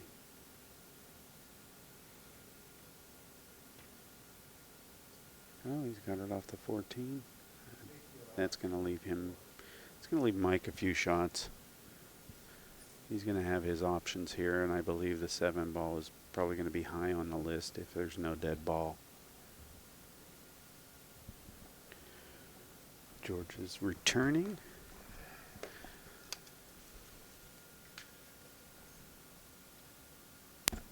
Missed all the excitement. Charlie got stuck in the rack, George.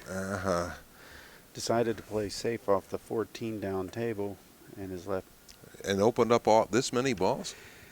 Well, he had opened up a few. He hit the first ball in the rack, and you know how that happens. It just. I wonder why Mike chose this in preference to the 7. He gunned it right in, but I wonder why he chose it. Maybe he must have known something. The fix was in.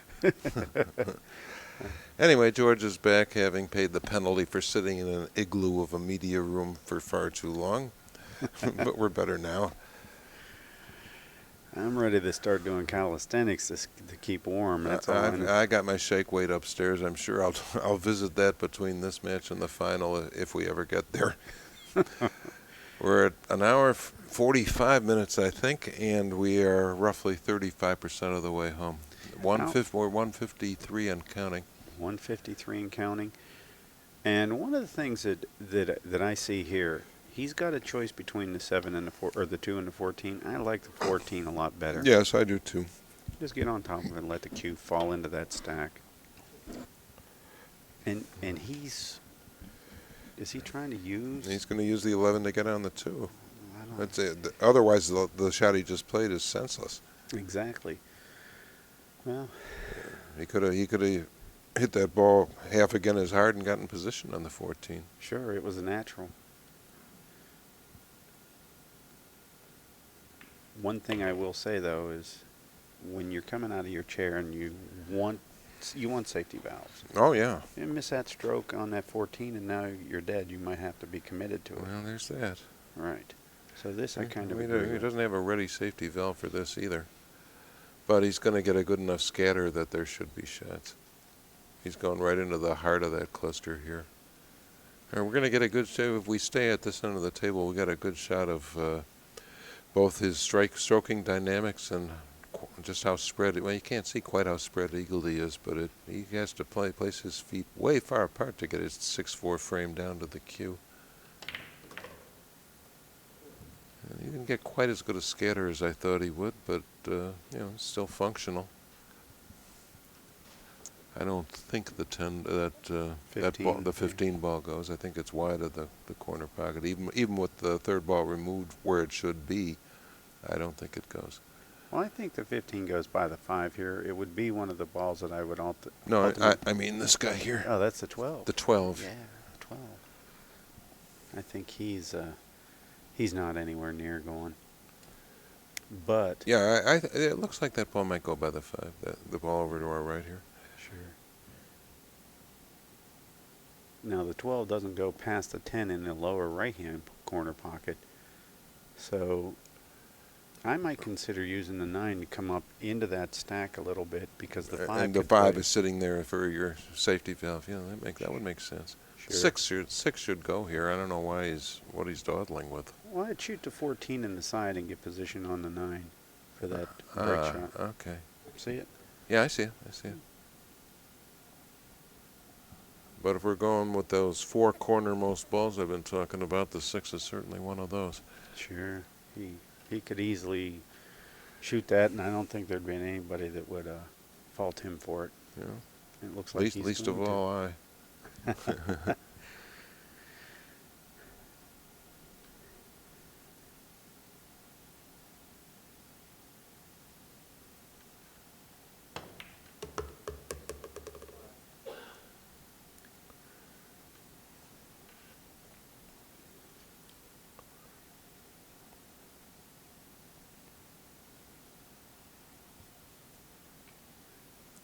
fairly straight on this 14 ball. I don't know whether he was attempting to get a slight angle to tickle the rack, but now he does have the He 9. can as follow about- down for the 9.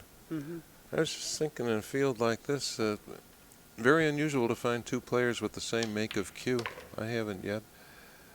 And as we've been saying all along, there are no bad ones out there. Just it indicates just how personal this game can be. Sure. There was an era when almost all the great straight pool players of the East Coast used Balabushka cues, but when he died, they diversified. A nice forced draw shot there. Nice. Forced draw.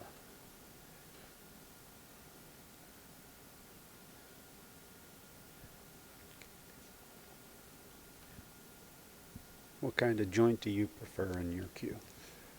My cue of choice right now has an ivory joint, but I hasten to add that it's mammoth ivory. No elephants had to die to satisfy my ego. It's hundreds of thousands of years old. And I have a steel jointed Richard Black, and I have a phenolic jointed Tascarella, believe it or not. It's fairly rare. That is rare. It was made for the late George Sanssouci. He was a nice guy. Yes, he was. Not sure why he died so young, but I think it had something to do with the neck surgery he was forced to undergo some years back. He wasn't even 40. Right.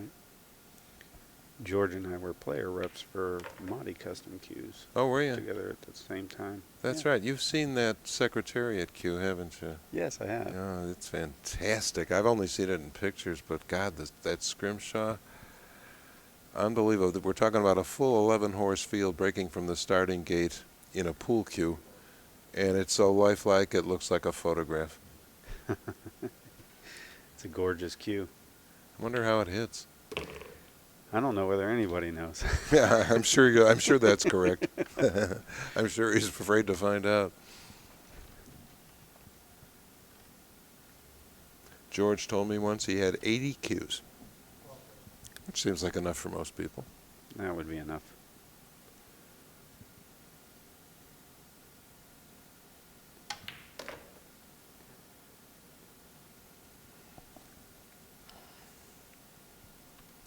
Well, I certainly see the Now it 10 makes ball. sense to empty the pocket because he's probably going to send the 1 ball there. That's the first time he's done that. That's been logical. well, Charlie all the rest did a of the couple of them. all the rest of the times it looks like they're looking for something to do with their hands. Blow off a little steam, Yeah. a little time. And 9 ball is going to let him get perfectly on the 13 in the side unless he decides to go up to center table and play it in the corner. But all depends on how steep this angle of entry is. Sure. And if you hit it one way incorrectly, you want to say that the underside is you want to come up short Right. of straight in. You don't want to roll past this too much.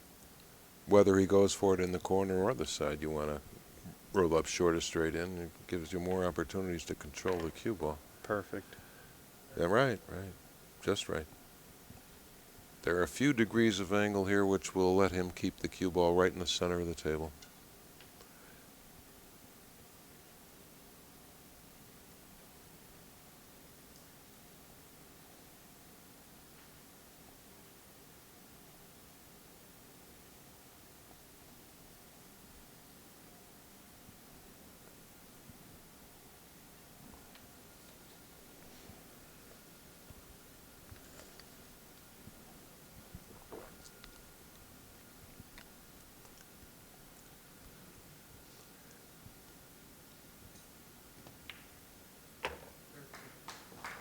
Nicely done.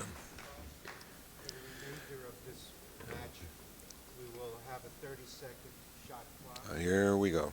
Each player will have 30 seconds to shoot the shot. After the balls come to rest, there'll be a 10-second warning, and there'll be grade 4 extension. How many extensions? John? 4. How many extensions? 4 extensions. 30-second shot clock from the time the ball stopped rolling. Charlie is going to have a problem conforming to that stay down on the shot, as we've seen. 92? I think it's 91. Was there a foul somewhere? I'm not quite sure. But I'm pretty sure Charlie got There we one of go. the balls. 91 to 49. Okay. Remember, he made the first ball. And No, I missed that. yeah, that's right. That's right. Paying my igloo taxes. Should be a little bit of draw on this one. Uh-oh. Whoa. Too much draw. Well, look what the 1 ball did for him. Oh, and the 7 ball said, no, you can't. It says, but I can eliminate you for Yeah. being a problem ball. And Well, it's an easy combination. He's got an easy combination over here to our right. they've But taken their places. that though. shot should have been hit about midway between center ball and the bottom so that he didn't get quite that violent a draw reaction out of it. Well, due to the style of Mike's stroke, we couldn't really see what he was doing there. No, we surely couldn't. But that It could have been the top of the cue ball or the bottom at any given time. All right, come on, Mike. We're in 10. You've already been called for 10 seconds. Shoot something. What the hell is is he playing what's the this? carom, the 11, into the 15? Yep, I guess. That was complex. Boy. Look at this. The 13-3 has the 1 ball hanging for it if he had a shot to get to it. What is And Charlie's- Charlie's saying that he went past the time limit there, and I think he's probably right.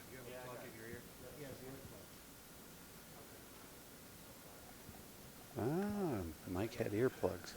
What's wrong with that? I'm not aware of any illegality about earplugs. He said that he couldn't hear the time warning. is Ah, what it was. And, Well, it's his responsibility to hear it. it is, and I don't think I like that shot that he just did. I don't like it much at all, but he still has the 2. Or is that the 6 over here on the right? The six It's is- 6 is what he's looking at. The in 2's the over here side on the right, pocket. and if he had to, he could shoot that. right. And it would let him come over for the 13-3. But straight ahead for this guy. Okay.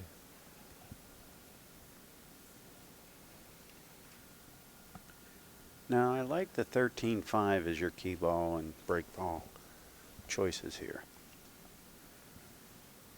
Isn't the 13 stuck down here on the 3? I believe it's the ball right below the 8. And what's this guy here? Oh, okay. Well, then I guess that's the 9. It's just the 9 is at a Yeah, that's the 9. it's at a place where it looks like the second cue ball. Get a little roll on it. There we go. Okay. I was thinking he might use a little follow there to get to the 2 balls closest to us. They can achieve the same thing with the stripe he's shooting, the 11 that he's shooting here. Yeah. No, I'd prefer to hit this ball. You want to hit the 13 ball here, not the 3, but he got away with it. If you hit the 13, and the advantage is that the 3 stays where it is, and it's your next ball if you need it.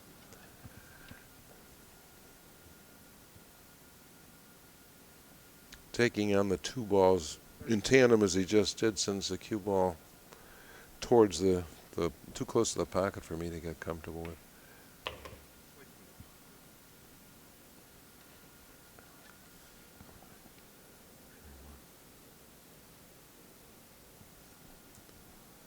Love to preserve the 9 and 5 here.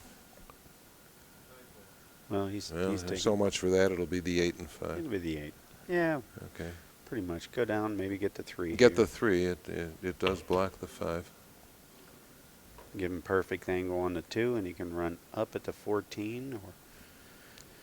And I'd prefer to see the 4 off the table and then the 2 off the table so that he works those 3 balls in a triangle Mhm. up top. And as usual, the ball up table is up there too long.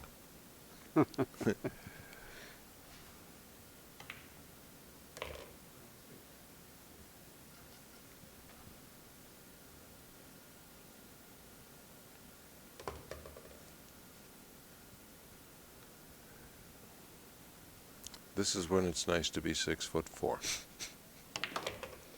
Or to be 5'4" and as flexible as Alex. Yeah, well, I'd rather be 6'4" if I had my druthers. I'm not either one. I'm somewhere in the middle myself. Yeah, it's a good area to be.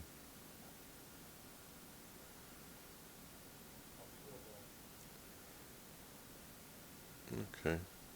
I bet he's going to play 3-rail position 2. 2, 3. And he needs not to end up on the 50-yard line of everything here. That was okay. That was pretty good. He gets stuck on that 8 and he's in trouble. 4 inches less roll and 2 ball widths. yeah. Looks like he's going to save the ball up table for his key ball. Again, we caution our viewers, this is not the ideal way to do it. No, it's going to come off now. These are isn't it? trained professionals, folks. That's right. Do not attempt this at home. Attempt the pull part. I hope he's got enough angle so that he can bring the cue ball up table and play the 8 in the side. He does. He has a nice angle down table that he can just, hit it with a plain high ball. And he should go straight up and down table here. You can see the exaggerated teeter-totter effect that time from behind him. He even had a little bit less angle than what I thought.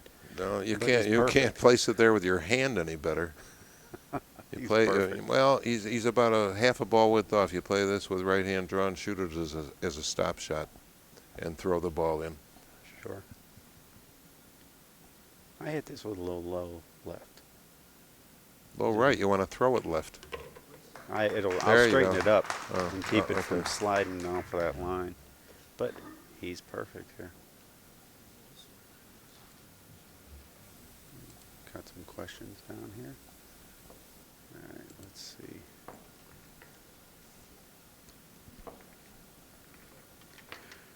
I cannot remember the last time I saw a finals arena or a semifinals arena with this many officials.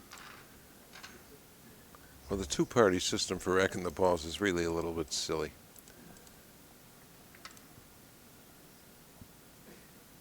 But it looks pretty cool. I suppose. Sell the sizzle, not the steak, right? Yeah, absolutely. I kind of doubt that the WPA insists on this, and since they're not sanctioning the tournament, who cares what they think? They had their chance, right? They sure did. I think it's been a wonderful tournament. It certainly has been, and whether or not it. What's the difference? Everybody came to see good pool. Everybody saw good pool. You can call the winner Julius if you like. Or you can call him world champion. You can call him Ray.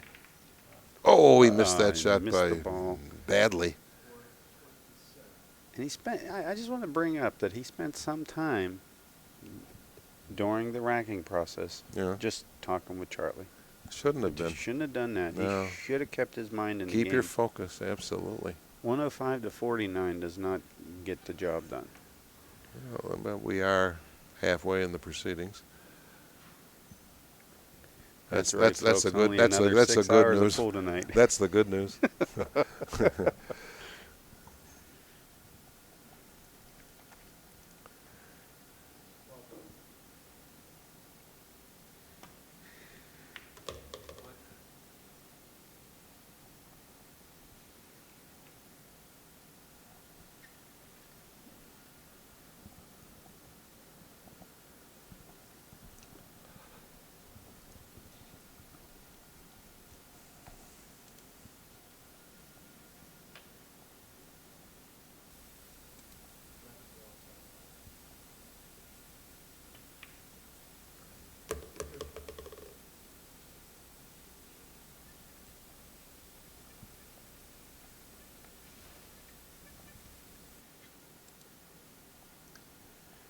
Boy, this cluster on the left-hand side it's workable. It's workable but troublesome. He needs to start by getting that 15 ball out of there and then maybe the 3. But I don't know how he's going to get to the 3 unless he can come and use the 13 to get back up in there. So 15, 13, 3. 15 has a very narrow window for position, Oh, unless it's horrible. finds a combination shot for it. I'd say he has considerable redecorating to do yet. 2, 4, 15. Well, 2 and 4 for certain. I think you may see him shoot the 7 ball next and attack those balls from the right side instead of the left, because of how difficult it is to get position for the 15 right now. Right. Got 4 balls standing guard in front of it.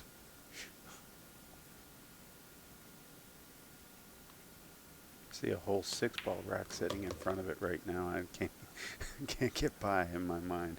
Is it known who makes the butts for predator cues? I don't know who does that now. I know at one time it was Falcon, Falcon, right? which I was a player rep for. Were you? Yes, I was, and moved there and from Paul Motti. I was an apprentice with Paul Motti for a while, and then, moved into Falcon. They've certainly upgraded their design capabilities from their earlier days. I mean, they're making some really pretty cues. Yeah. When I showed up, they looked a little bland. They were maple and ebony, and that was it. Right. I said, well, I'm not going to be able to move a cue if we keep these designs. Your lady with the gorgeous hair, Megan, was showing a cue around for auction, and the guy I was sitting next to the other night launched into a semi-life story about how he had 3 predators, and he got one at a sale at Alan Hopkins' show, and he got the other one here, and they were all wonderful. And she listened politely and walked away to continue selling what she was selling, and the guy says, why did I go through all that? She didn't remember 2 syllables of what I just said. Somebody else said it must be the Jim Beam. He's telling a total stranger about 3 pool cues he had. What does she give a shit? She doesn't give a hoot. I'm sure that's true. Yeah, right. Do you want a ticket? Not even that. Thank you very much. Thank you. I doubt she heard 2 syllables, he said. I think she's working with Dragon Promotions on this trip. Okay. Not officially an inside pool. Well, I've person. seen her in your booth before, during those infrequent periods when Sally wasn't manning the booth. Oh yeah, we chain her to the booth. That's it. Oh, yeah. You're a cruel taskmaster. Well, he's finally getting to the 15. Hallelujah. And maybe he'll even work towards those 2 rail balls. I think the 4-9 are definitely on his hit list now, They better be. lest he wants to give up the table. It's uncomfortable to shoot rail shots bridging over balls like this.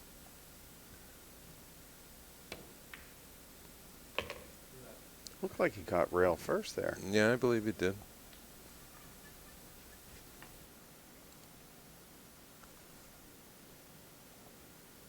As he should have. I mean, almost every instruction book ever written says catch the ball on the rail at the same time. That's just plain wrong.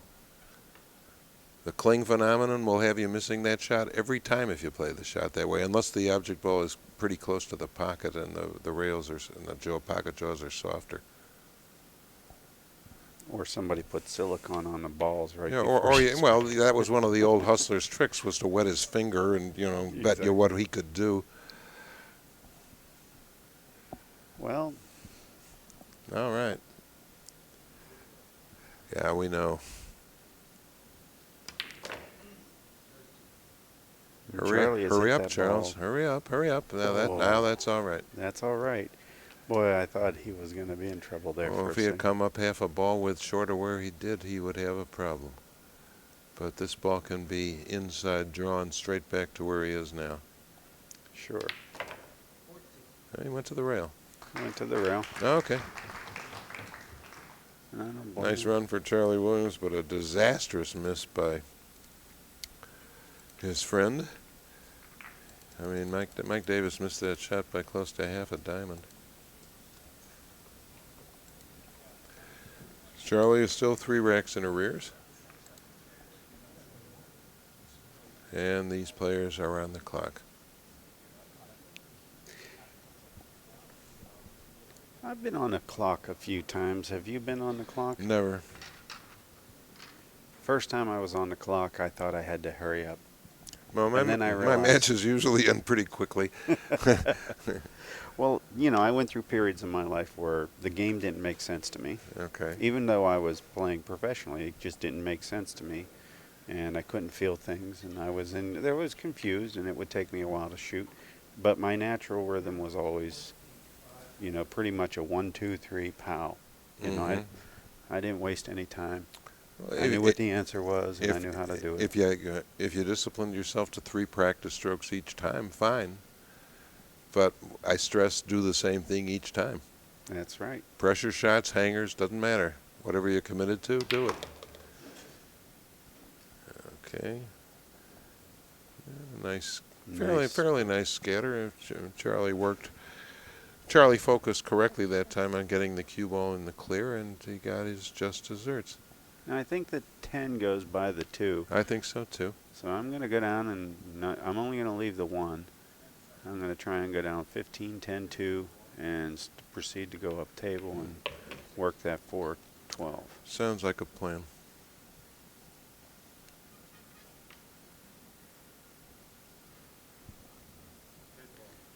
Most players agree that you don't want to leave more than 1 ball on the bottom rail. Right, but you do want to leave one You want to leave 1. You until can all the get rest are trapped open. Yes, you can. there. Real easy to be I trapped. wasn't looking for him to do this. Well, he's taking No. a shot at least feeling how it. But seeing again, how it because the feels. angles are somewhat foreshortened on the monitor, we can't really read the angle, but it looked very staple. You can't back cut the 1 now. But that doesn't hurt. You can go up and get the 7 for one thing. You can get the 7. I think he's even looking at You the come- 14. or come back and play position on the 3 in the same pocket. Right. 11 does have, but I just didn't like this choice. Maybe draw back and get the 12. Draw straight back. Hmm. Uh-huh. Whip it out of there.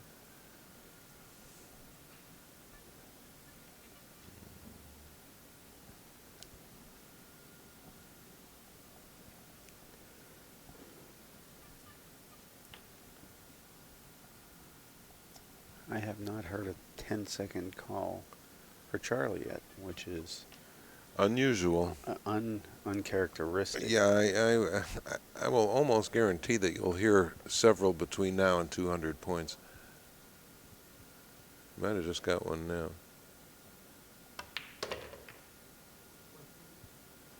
Huh. I think those balls were a bit quicksand-like for a break from the rear, but at least he got away with it. Yeah, they look like they spread apart pretty good. Yeah, this is about as good as you could ask for from a risky secondary break shot like that.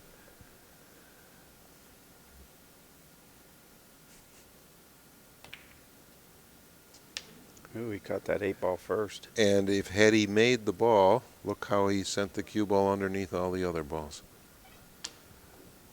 Would have been his 1 ball that would have got him out of trouble. Right. Don't you And like we're- it when you're right? We're going to take a break.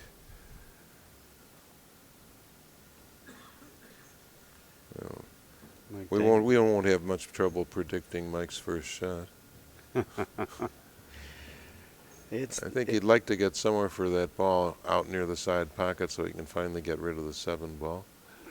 And then the 8-4 need to be dealt with.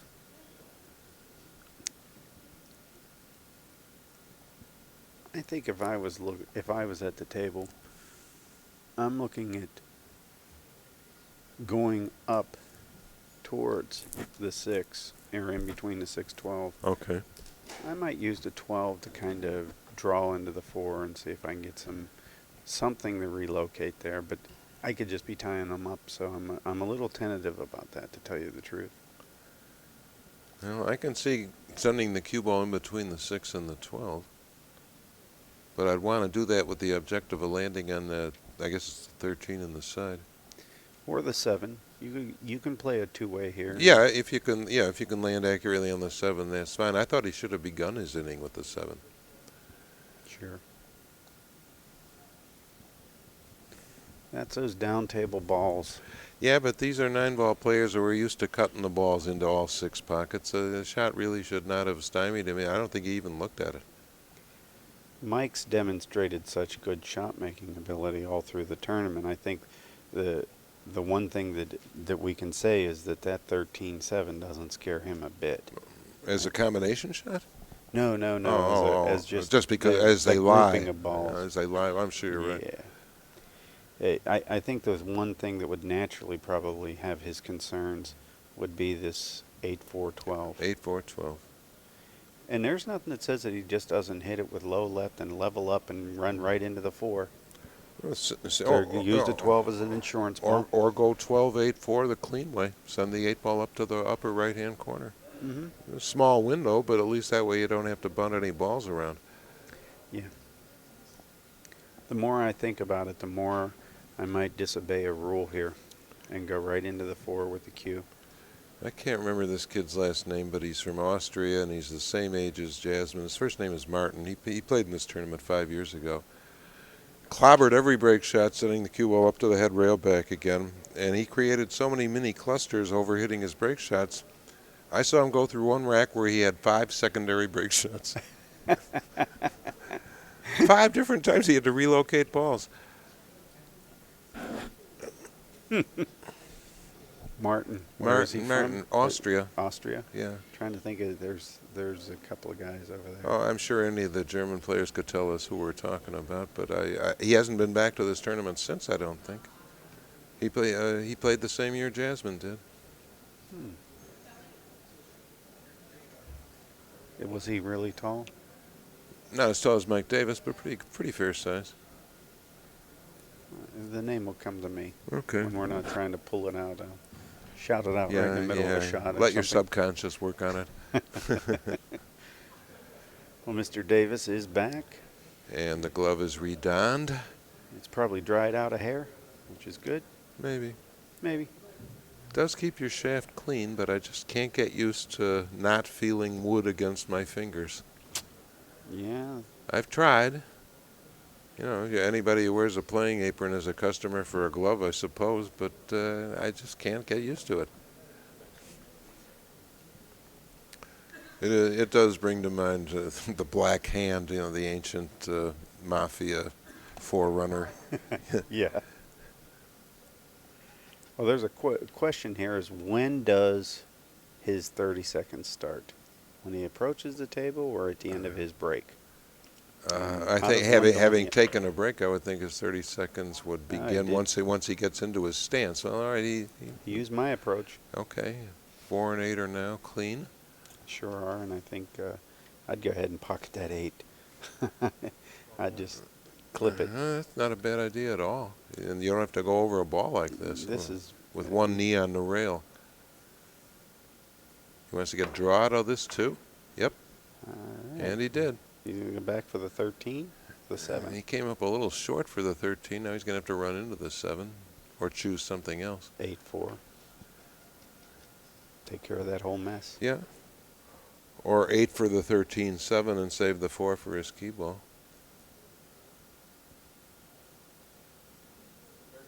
13 ball it is.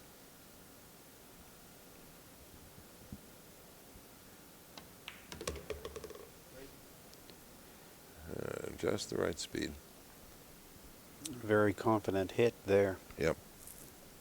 That's not always optimum, folks. Running into a ball. No, but most players will use inside English on the shot he just executed to keep the second ball nearer the rail like he just did. You don't want it in the middle of the rail there with the cue ball here, so that was the right combination of speed and spin.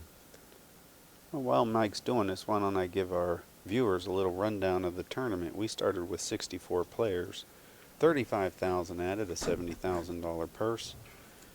Put those 64 players into eight-man brackets and played a round robin. We took the top 4 from each, threw them into a 32-man single elimination tournament. And we've played down to where Charlie and Mike are now playing to get into the finals against Torsten Homan. You want to see any of the details, the seeds, the round robin scores, the single elimination bracket, it's right below your player. at InsidePool.tv. I'm sure both these players feel that achieving the final with Thorsten Homan is something of a mixed blessing. Did he hit this wrong? Yep. Oh. I don't see how much more wrong you can get. Well, it's a good safe. I mean, if the cue ball's at the bottom of the pocket, the guy will never. He'll need a Oh, you pitching wedge. can't score from there. He'll need a pitching wedge. Pretty sure he didn't come with one of those. Most likely not, although he's carrying around an awfully heavy cue case.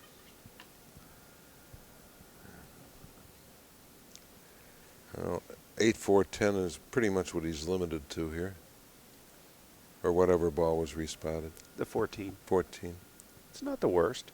It's actually No, it's okay. fairly makeable, Yeah, playable yeah. lie here. And given he shouldn't be at the table at all, that was a hacker's error. Oh, Yeah, we're all right. Might make it a little bit harder for him to get as straight on the spotted ball as he'd like. no, He's going to take the spotted ball. I don't care for this. He's got a few degrees of angle. He's going to have to hit middle ball or lower to come out above the 4 ball. 10 seconds. 10 seconds. Here we go. Let's see if he gets the shot off within 10 seconds. Barely. Barely. Hurry up. Hurry up. He needs. Hurry he up. needed that. He's Yeah, 6 inches short. For He's sure. got to go across the table 1.5 times now. There is no killing this ball, folks. No. You can try it all you like. You'll either short arm it, or you'll go too far for position. It's the angle's just too steep. Our chat has helped me figure out your German player, Ah, okay. Martin Kempter. Right. That's him. That's him. Guys, thanks, Upstate Al. Thank you, Upstate Al.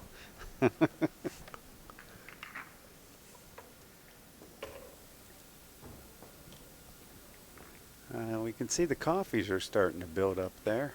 I think we should call Starbucks. I doubt that the tournament will spring for anything quite that expensive, but you can call. I'm thinking as a Yeah. sponsorship, their logo's probably up there about 60 times. I wouldn't be surprised in the least. However, they're speaking to somebody who's had 2 cups of coffee in his life, so their investment is pretty well gone. Died a ghastly death. If you're out there with a coffee, Jones, and you want to take the cure, join the Army. I guarantee you will not drink coffee again. It's kind of a steep price to pay, but I was in the Army anyway at the time. I don't think 109.72 is right. Have we had a foul? Yes, we did. Oh, we did. Okay. Mike Right, lost his Mike. cue. Mike lost the cue. That's the first foul we've had. And he Oh, has missed geez, the Charlie. break ball, too. Almost all the break shots we've seen missed have been in this lower right-hand corner pocket. Well, That's big disappointment for Charlie Williams there. That this is a potential turning point right here. He's down almost 3 racks. Had a chance to narrow it to 2, and now it's probably going to balloon to 4, at least. And this is the wrong point in the game to be losing your focus. Well, I think, unfortunately for Upstate Al, he might be unable to win our prize that we were giving away for the person who guessed that name of Martin Kempter. Oh, is he? He's ineligible? Why? Well, he's a kind of an inside pool employee, Oh, unfortunately. Al! He was going to get a Alvin Nelson bobblehead doll, Holy mackerel. a.k.a. Nerdstradamus.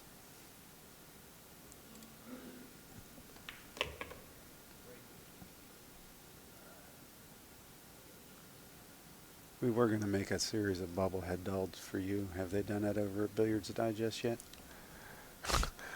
I nearly fell over dead when they said they'd pay to send me out here. So, the possibility of their investing anything in me, novelties, likenesses, somewhat remote, I'd say. I'm putting it nicely.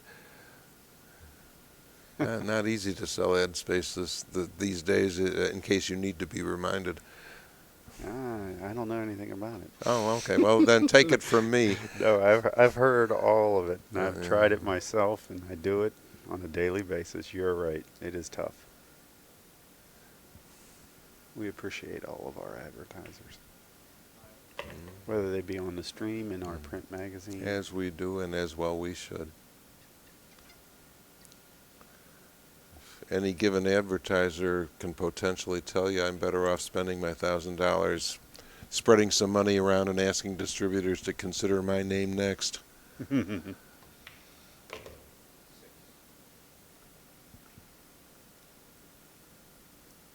I still think the George Fels bobblehead doll would be a hit. Think be a seller? It'd be a seller. Interesting. Hey, I tell you what, I'd buy one of your T-shirts or your sweatshirts that you had the other day.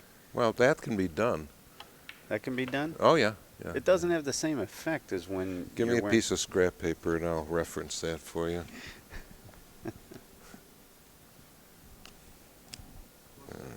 I can't write it on a napkin. We got a piece of scrap paper? Here. Yeah, here. sure. Okay. We're gonna.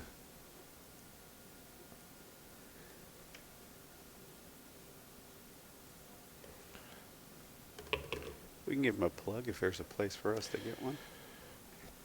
The place is called 1 Hour Teas. It's on Oakley Avenue in Chicago. You're going to need to look up the address, but they have my picture in their computer, and you can call and order a George Fels t-shirt on the phone. Now I know what to get Sally for her birthday and for Christmas. And for Christmas. You got her the long sleeve one for Christmas. I can get her the coffee mug, can I? What coffee mug was that? Well, we'll have them make a coffee mug. Ah, 1 Hour Teas. Yeah, Even- that'll be a breakthrough. We'll be merchandising you soon. This outfit works 9 to 5 and no weekends. Isn't that strange hours to keep for a t-shirt business? We're serious about the T-shirt. Kind of like the Rock and Roll Hall of Fame closing at 5 o'clock at night. I told Alvin I just couldn't understand that at all. Rock and roll is of the night, man.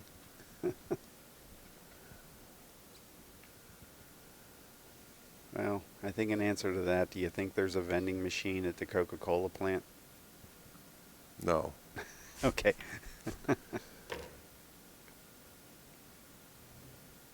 There might be, it just doesn't have Coke in it. I'm sure their employees get all the free Coke they want. Or unless they're an extremely chintzy organization. Well, if they spend any money on advertising, I think I'd have something to say there, but they don't. spend- Coke, no. Actually, they're one of the more unconventional advertisers. They don't use an advertising agency. They use independent contractors, and you pitch your advertising ideas to them the same way you pitch a movie. Wow, really? You go in and you see an executive. Here's our idea, and you are told, "Fine, go make it," or "Sorry, we don't want it." And they've been doing business that way for a while now. That's why except for the polar bear commercials, there's very little continuity from one Coke commercial to the next. A lot of independent contractors. Makes Sure. sense. Sure.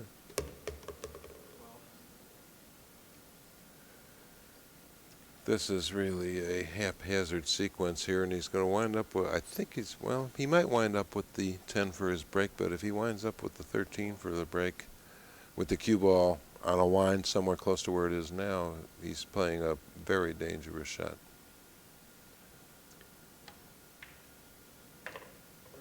Great shot. He's going to save that top ball for his break and play the 13 now. Sure. I think we're going to see him pull this back one rail, a little bit of low right. Probably more right than low is what I would. Is that what you think he's going to do? I think he's going to go forward with high left. Get more of the stack attacking it from the right-hand side than you would from the left, and you win again. And he's hit it perfectly. Yeah, the right where you can catch the corner ball here. This is ideal for a below-the-rack break shot. Well, since I've won 2 of our guesstimates here, I'm going to remind folks where they can watch these matches after the pay-per-view is up. No, by all means. In Back, and you missed Mike Davis botching position badly. and he played a safety.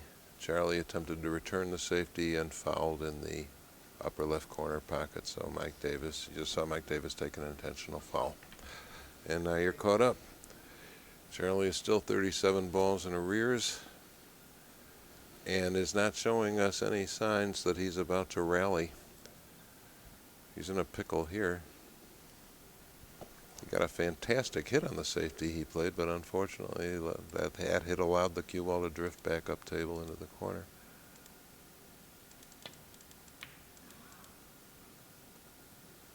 I guess he was trying to make that, or whether he was trying to make it or playing it safe, pretty fair shot.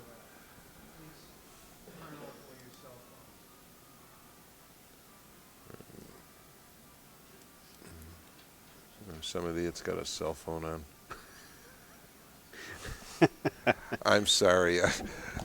I should be more diplomatic than that, but you know, there's a time and place for everything.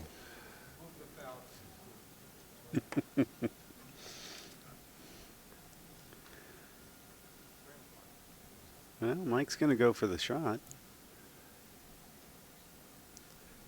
I can't say that surprises me. He's been given the 10-second rule, too. And he's taking his extension now. Oh, okay. I was going to time that 10 seconds. Can you see getting down to this 12 ball safely with the soft roll? I think he's going to have to use some draw. The angle of deflection off the three as it lies now is much too close to the corner pocket for me to get comfortable with.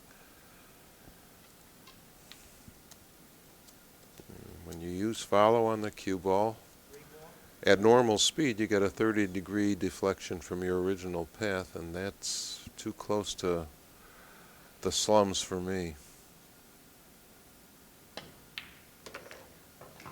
He used draw, so I'm right for once. Didn't get him much, but at least he didn't go in the drink. He did not go in the drink. That was the big thing there. He has an easy safety here, crossing the ball nearest the right rail and leaving Charlie long again. Charlie's off his fouls, but he needs to do something to build up some momentum to get back into this.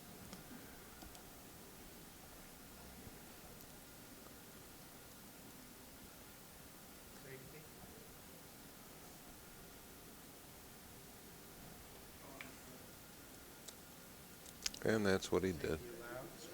And that's a good shot. Yeah, he left the 11 sitting right next to the 7. There's nothing in here. Looks like a nasty little letter Y. It really does. This episode's been brought to you by the letter. The letter Y, and back in my Sesame Street days. Best babysitter in history.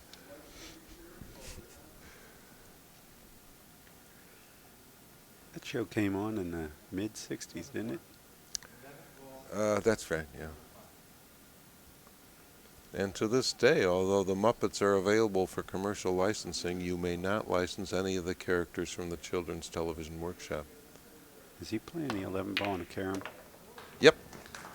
There we go. That's what you call fortuitous. Yeah, wonderful that the ball laid that naturally. He didn't have to do much with the shot except hit it.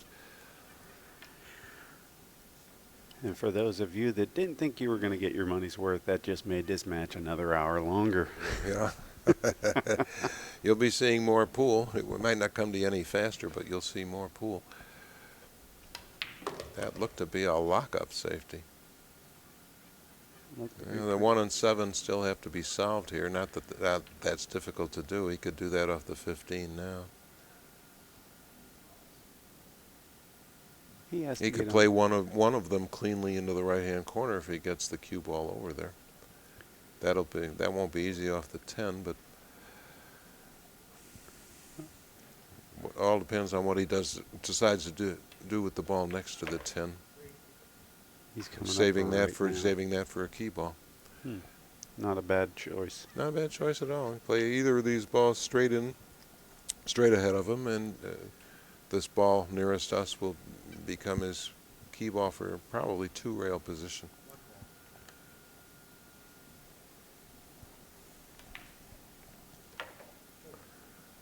Just right.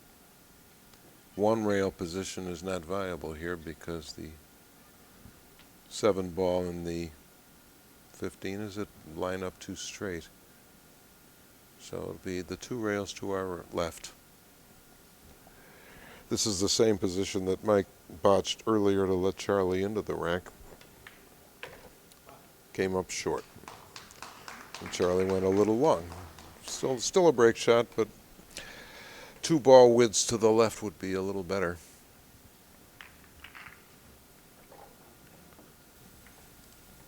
And we base that on where the ball lies in relation to the top of the stack, which is what Charlie will be looking to contact here, I think. 131 to 78. Players have exchanged fouls, so we're not going to use the multiple of 14 rule here. We're going to go with Dennis Walsh. I think I trust Dennis Walsh. There are only about 40 people in the gallery right now, and I wonder where that crowd for the last Thorsten match came from. They were packed. I think they now are at dinner. I wonder where they came from originally. Yeah, being a dinner now would make some sense. Charlie used follow. I wasn't looking for him to do that. Combination looks on, and he might be able to use to stop the combination and use the 4 as a secondary break ball. Oh, I think he's probably going to play the 4 ball and then the 14 now. I don't know that he needs to employ the combination. What you suggested is viable. He could play the combination to use in order to use the 4. Can always just But, you know, most secondary break it now if he wants. I think most players would be Use it as looking a- for to find a way to get to the 12 ball up top there in the side and play position for either the 6 or 8. Sure. I was looking for a If quick you position want to, well, you got a quick fix here. Play the 10 with follow, and you've got the 15 next. I think so. I like your way better. Right here. Okay. No no safety valves readily available here. Although if he goes into the 5 ball cluster above the 15, I think either the 1 or 2 will go in that corner, the same corner pocket. He didn't do any of that. He played position for the 6 like we were talking about. And in playing the 6, this is one of those sending your rep shots where the 14 will actually do most of the damage. Right.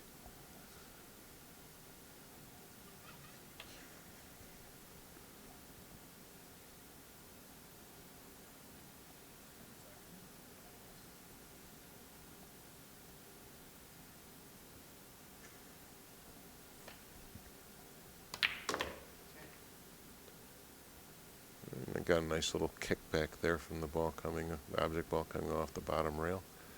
That was advantageous to him. Sure. Looks like the 1-9 is very fertile. Well, I think he's going to move this. I'd hit this with a little draw, shoot the 2, maybe use the 3 to. He's going to break them apart anyway. Yeah, he's going to break them apart, but use Okay. the 3 as my insurance ball. You know, the 1-9 looked dead to me. I thought he might leave it up there. Hmm.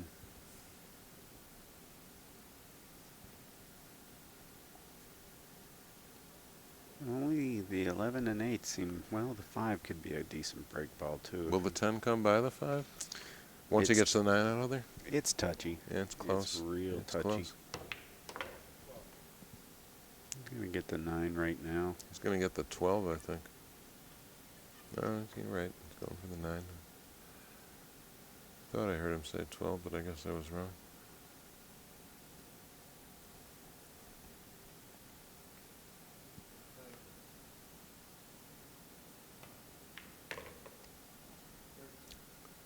Would like to have tickled the 5 ball there, I think. Well, he can He can play the 5 now. play the 5. Yeah, And I you think land that starts- should land perfectly on the 11. I think that starts to solve some problems if he gets this 5 out of here. That's something that He's not listening. it's something I struggled with when I was first learning straight pool. Is I had all these ideas and I labeled balls, Mm-hmm. and how you have to give up the ball. There's just certain times when you say, look, that's no longer my option, and this becomes a ball that... Pawn sacrifice. Exactly. We're just going to take it off. And when I did that, it helped me, Right. move. And actually what it did is it made me more creative in the end, because I wouldn't just figure things out once. You figure it out Yeah. 5 times a rack, 10 times a rack. Yeah, there are different ways that I could accomplish this. And then all the ways in which you land serendipitously on the right ball, and it leads you into a pattern that you hadn't seen before. Gee, I didn't want to get here, but now I'm glad I did. Yeah, look at this. This isn't so bad after all. Whoa. Who would have thunk it?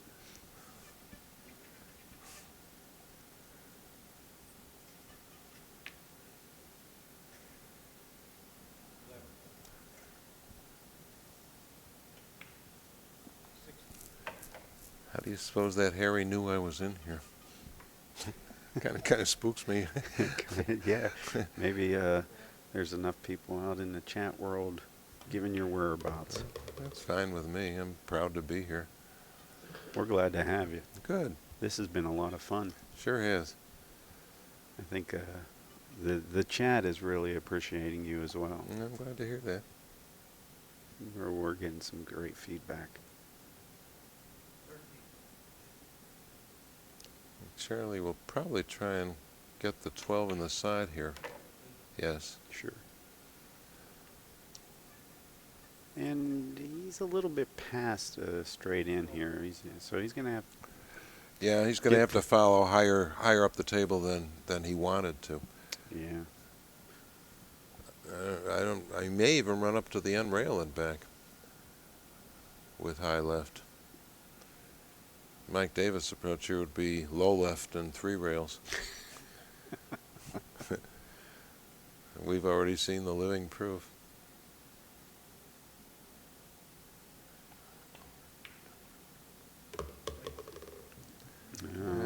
This is too subtle an angle here. Yep, that's That the right ball's, face. that ball's going to have to be drilled. It was definitely the right face. I didn't do this right. Yep. Uh-huh. Now High. it's all Charlie. Up to the end rail with high left and back would have been a better option. Makes pocketing the ball somewhat trickier, but you get better payoff.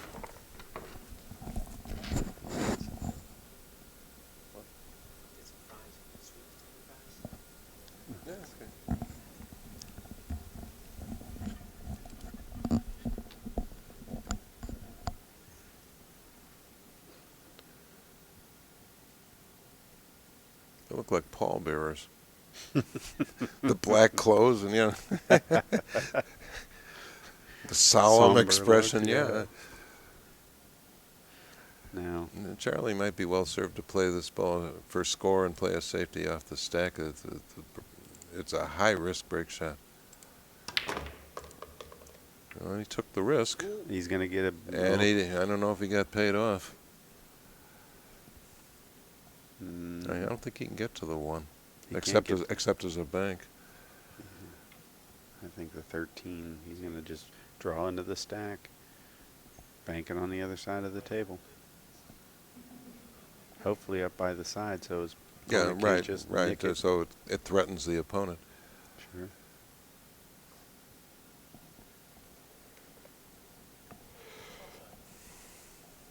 He's going to play the bank.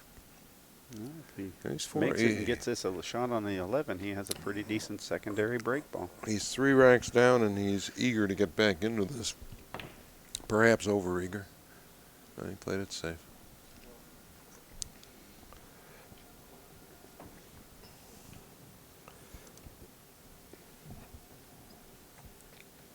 If the 1 and 11 were closer together, there would be a potential carom, but that far apart, you're not going to get the effect you want.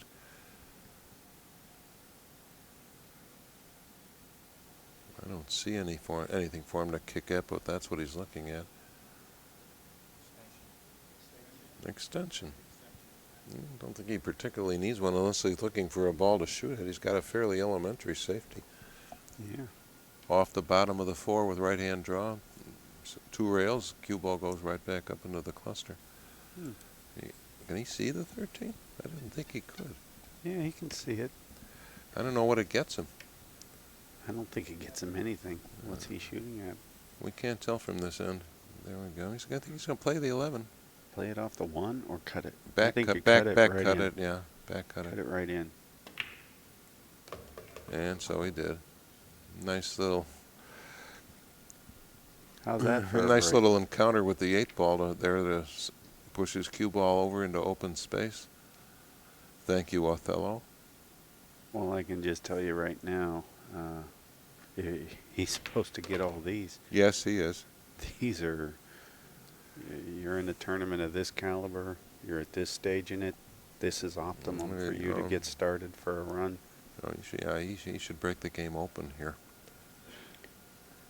3-rack lead to work with, and eminently capable of running the 5 racks he needs.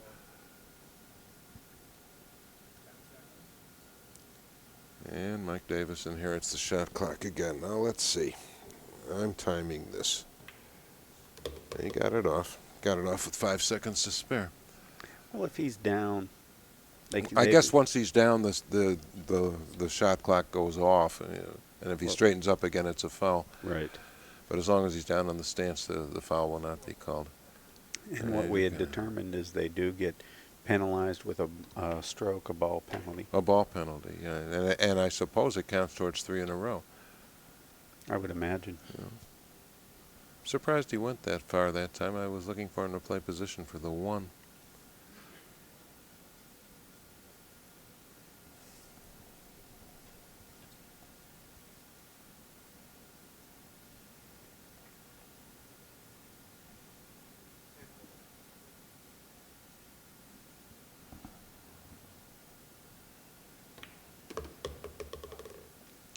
Surprised about that too.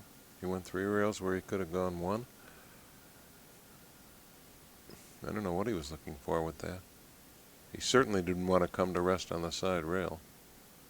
And I guess the 7 does not go by that the 10. It doesn't look like it does. That was really an inferior shot. I think he can make the 1 ball. I think he can. I think he can also make the 9.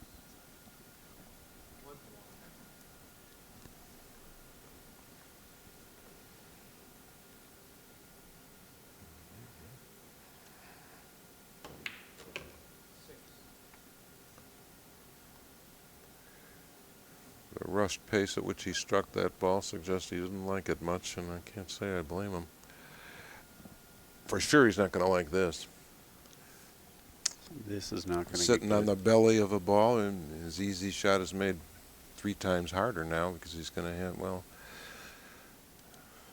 his 76 inches are going to be called into play, and he's going to use the bridge, and this is tricky to come over the tops of these balls with the bridge.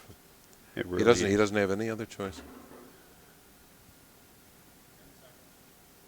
10 seconds. He's probably going to extend that. Does he have the ball on the side there? Yeah, I guess he does. I believe he has. Oh, he has the 6. 6th. He has to take his break shot off the Oh, table. no, I think he just called 12 on the side.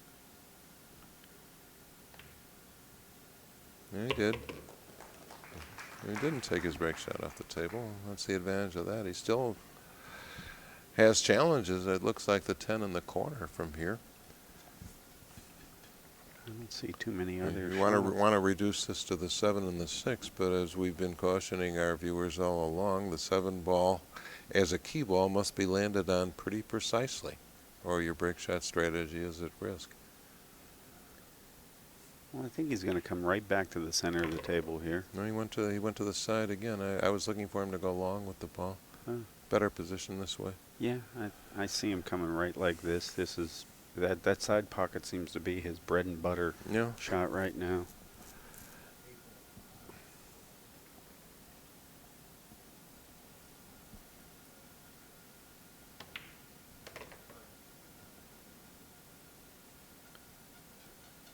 George, what do you think about that 13? Should he leave it down there for the last ball? I think I've made my stance on that matter pretty clear by now. It's going to be the third from last ball to get him on the 9, but these balls are too far apart to be assured of the straight-in kind of position you want. This is not a bad place to be for that ball. Could be a lot worse. He still doesn't want it. He's saying I'll sink the 9. Play the 7 on the side and use the 13 and come back. Not the Just way like we a 9 not ball. the way we recommend you do it, but this is a game of personal choices. You shoot what you're comfortable shooting if it's productive. Do not take the easiest shot simply for that reason.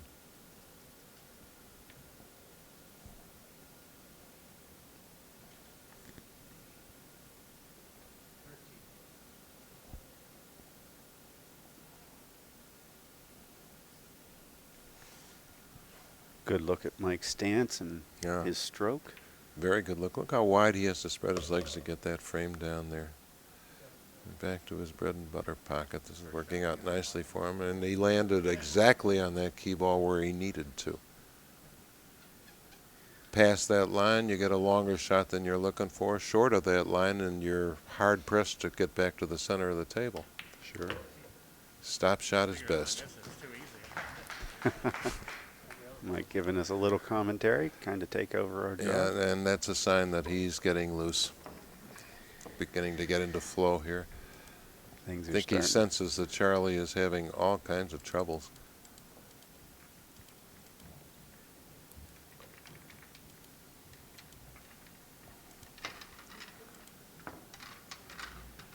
Three-quarters home, folks.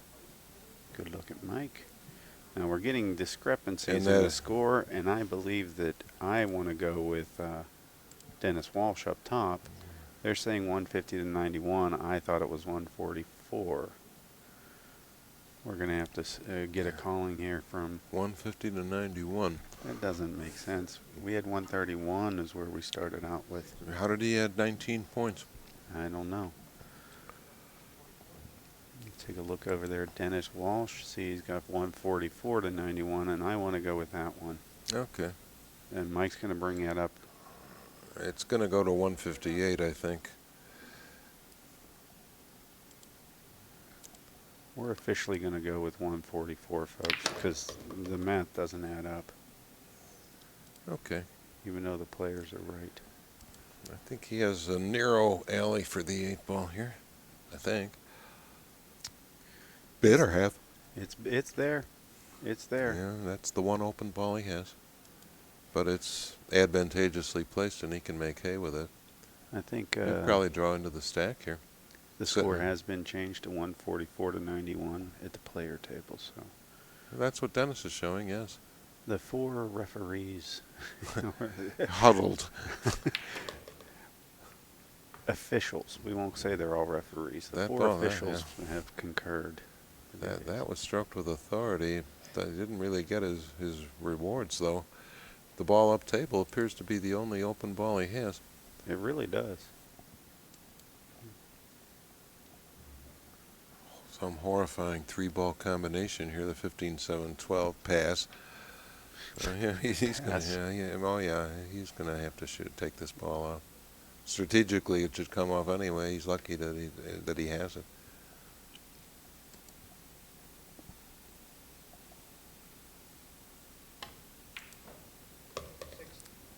Great shot. It sure was, and that time the outside pocket jaw worked favorably for him, just like the backboard does in basketball.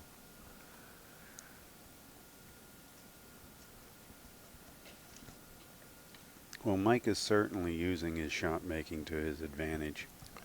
You know, a snooker player sends a ball towards the outside jaw and hopes it falls in. In pool, you're pretty well off sending a ball to the outside pocket jaw. Sometimes it depends on the cut. Some of the cuts get really wide. Yeah, it's not easy to put a generalization down that's always true in this game. There are going to be exceptions. 15 up table is really not a bad shot here. No, it isn't. Puts him where he wants to be on the 7-12.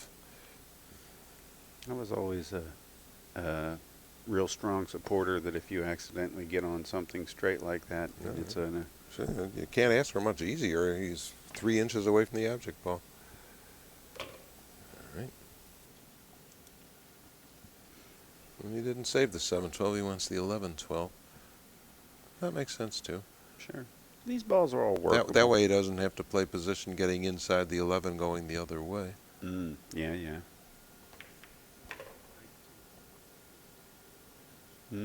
He doesn't have low Q as an option here. This could be a little funny. Oh, he'll overcome it, but it's still not where he wanted to be. Here he's looking at the 4 up in the corner. I think he may end up electing for the 11 in the corner. Yeah, that wouldn't surprise me at all. I don't think he can get 2-rail position out of there. 10 seconds again.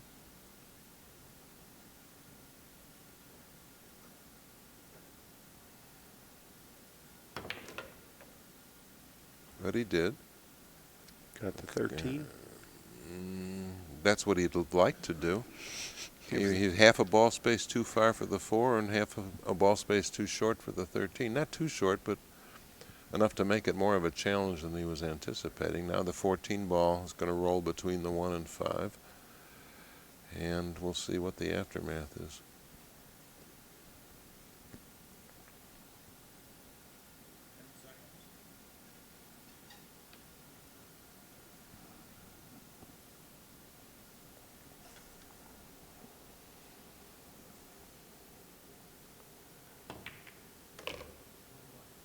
Okay, and he was actually able to use draw with that.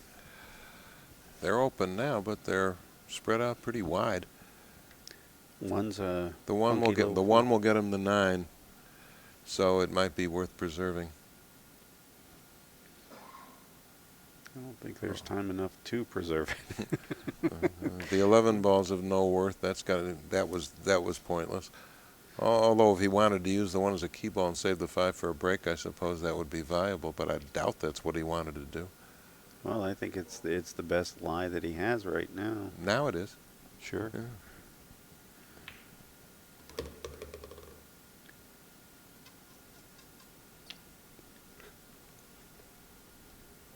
No, I like coming up short on the 9 so that I can go up to the top of the table and come towards the 1. So that would be the 9-1-5. And he's got the perfect angle to be on that. Right. And maybe another ball width to the left would be slightly better, but you can still get to the rail with low left here and pull back for the 9. And if you get straight in, it's not the end of the world. And if you just stop, fine. He got where he can get 2-rail position on the 1, and that's okay too. Sure. But again, the ideal resting place for the cue ball here is close to that side rail, but not straight in. Not straight in. He doesn't want to be stuck to this side rail. Thank you very much.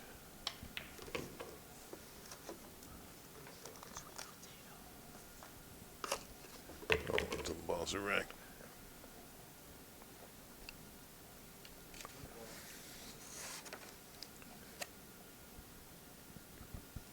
This might even be a ball width or so farther from the rail than ideal. He's going to have to slow roll this. That's good. That's good.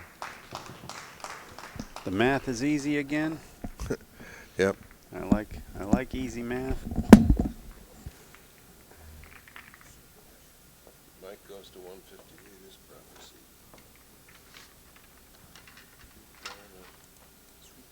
Nice color too.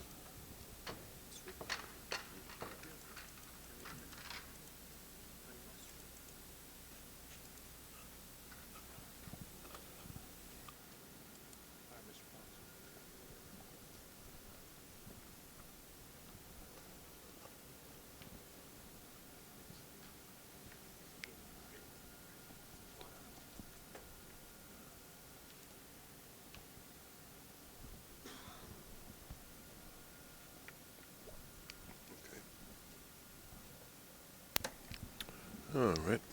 Well, this, besides the fact that we've got the entourage of what I want to call administrators now, Yeah, so the wise men. wise men. To look at this, I think he's going to end up probably, he's going to have to hit this fairly firm. Absolutely, he's going to have to force the cue ball into the stack from here. This is a center ball hit with left-hand English, I would presume. Well, I don't know what left-hand English gains him, but the center ball hit takes him 90 degrees, which will should bring him to the corner ball. Gives him a little bit more momentum in that direction, a couple ounces more weight. Well, the corner ball is exactly what he hit. Sure did. And the 2-9 looks wired. Yeah, it sure does. How do you do, sir? He's saying thank you for once. Oh, God, Providence. Thanks to St. Jude for favors granted. Yes, I should imagine. And it looks Yeah, like just- he just- needs to pull it a hair. Like he almost Yeah, might yeah, hit the yeah. 2 straight on from where he's at. Right. The 2 will go into the stack a little bit to throw that 9 just a hair. Dead as Leonard Skinnerd. And guess what? Look Everything's out. going, and he's going to get a shot on the 10. 3 balls went in that time? I think 4, 6, 8, I know 2 12. was- Well, 2 went in. 2 went in, okay.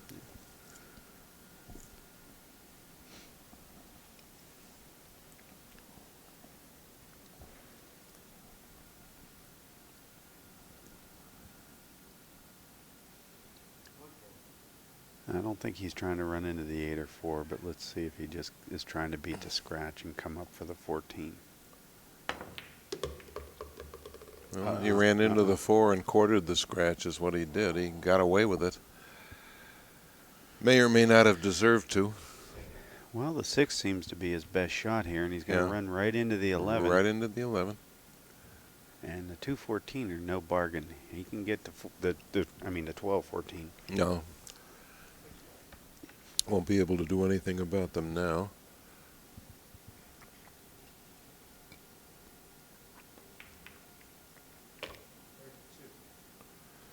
Those deep cut shots don't present Mike with any problem at all.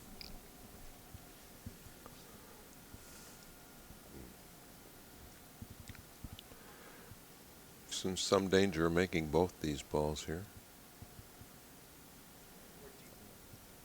I think he's going to hit the 12 more straight across, like it'll go more towards. The side The rail or side the rail. bottom rail? Well, he didn't hit it at all. Didn't hit it at all. No, Okay. That's how close it was, I guess. All right, well, that's how far he was from making both balls. Voice you here. Wouldn't be surprised to see him use the 4 here to bunt the 7 over when he gets there. I think it'd be a good. The good call. 13-2 will get him there, and at the 8 ball, that would be his safety valve from that particular ploy. He went too far.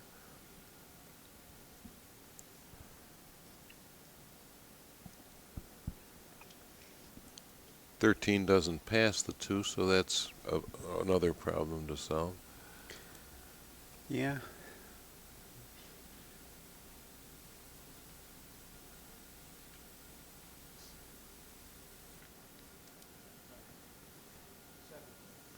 He's looking at that 7, which makes me believe that he's going to be using a bottom break ball, and he's going to move the 4 down to the bottom rail and back up a little bit. It's coming all the way back All the way up. back uptown. Pretty hard to control the speed of all 3 balls on the shot he just played. He sent that 4 ball about 6 inches past where he wanted to. He may use a side breaker here. I can see him going from the 2 to the 8. Well, only Do the because 3-10. the 10 and 11 make such a nice match together that's a possibility. Yeah, but you see what I mean?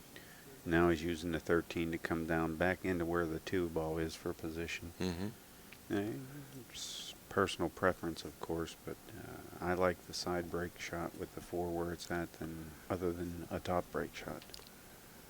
You know, it's personal, as you say. I've always been wary of side pocket break shots because if you don't catch one of the 2 head balls, you're in deep trouble.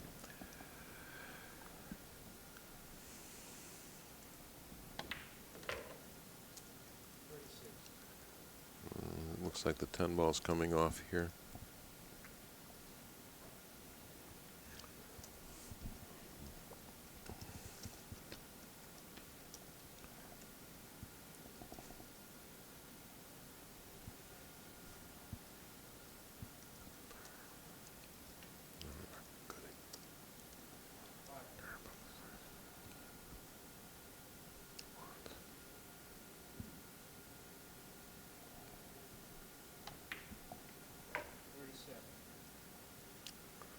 I don't see any ready advantage to pumping that ball, but it turned out okay.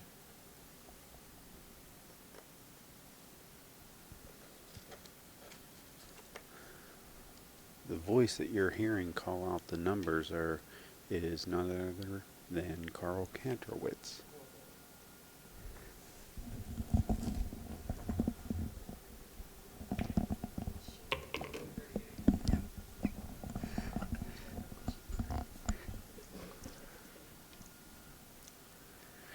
Carl Kantrowitz is calling the shots? Okay. Yeah, he's kind of letting everybody know what the number of ball Mike is on. Oh, I see his run. Okay. Yeah. Yeah, he's on his run. See if you can hear him. He's going to go to 172 here. He's within 2 racks of home.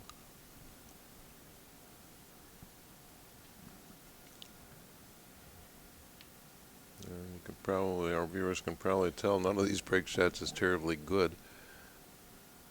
And he's going to come around for the table for position on the 10 and save the 11 like we were talking about, but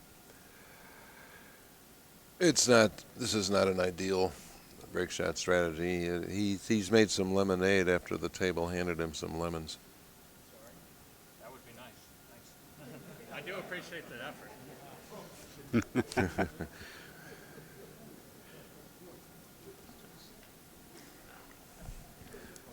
You want to just shake my hand now, Charlie? They're obviously on my side.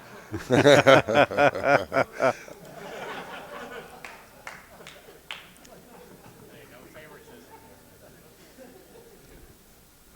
Mike having a good time playing the game and showing why everybody likes Mike. The fact that he's 80 balls ahead may or may not be a factor, but it's good to see the players enjoying themselves at the table. We'll go ahead. That worked out pretty well given what he had to work with. 172, even 2 racks to the goal line. 172 is the correct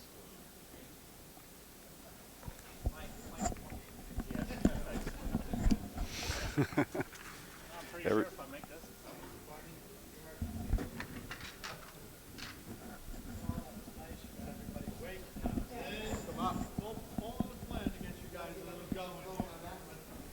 I think Dragon Promotions may reconsider the 200 ball run or the 200 ball match next year. We might be looking at a 150 match.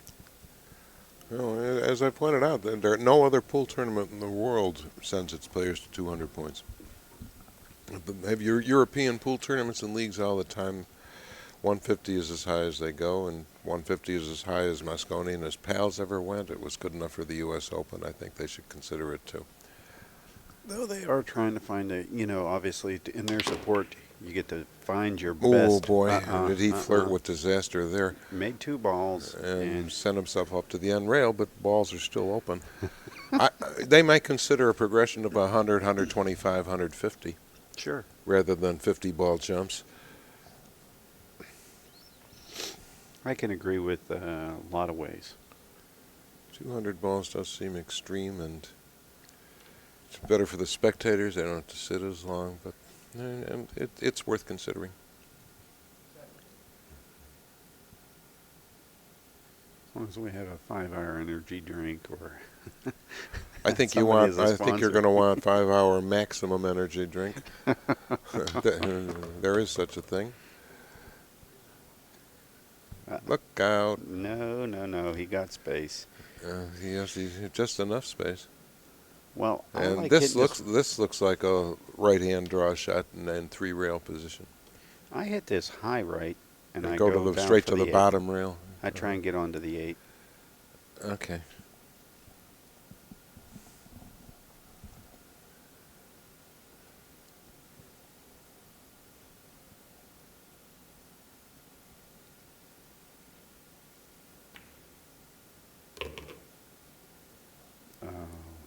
That speed looks really ugly. What do you think? That 3-ball combination is attractive to him. It's certainly not to me.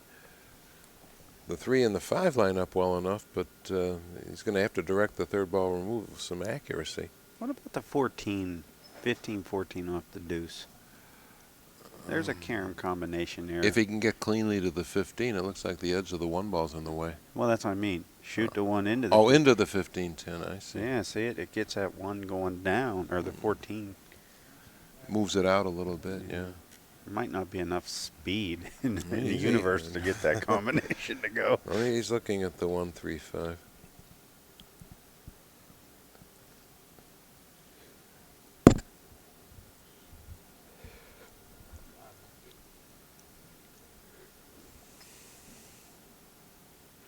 May end up making both balls. We'll find out whether both go.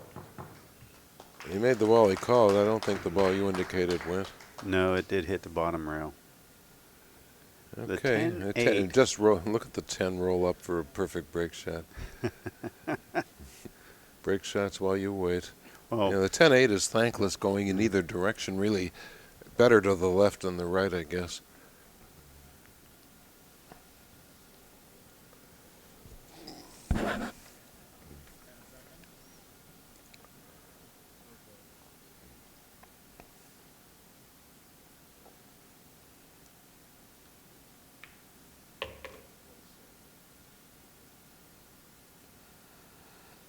he's laying pretty on this.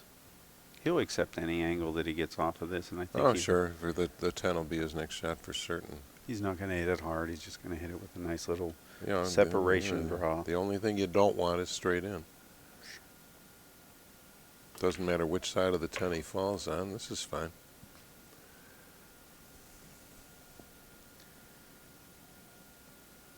Now I'm going up table like you, Okay. fairly quick. Attaboy.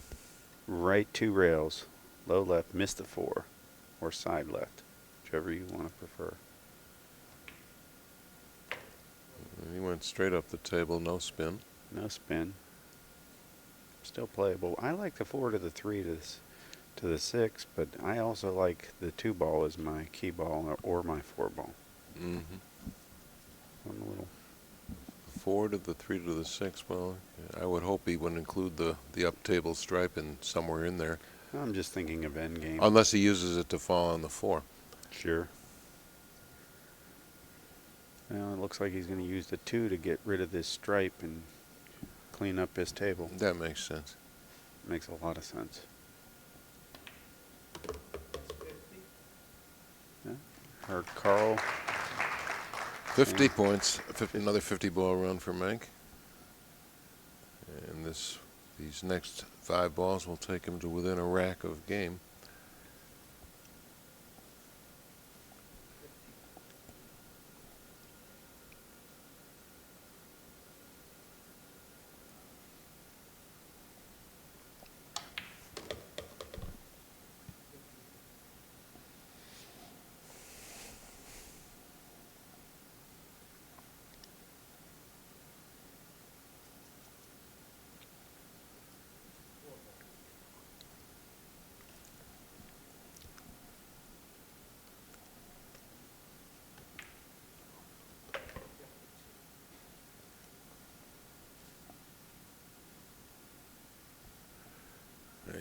I'm not sure if he has the angle on the 3 to get to the 1 that he'd like.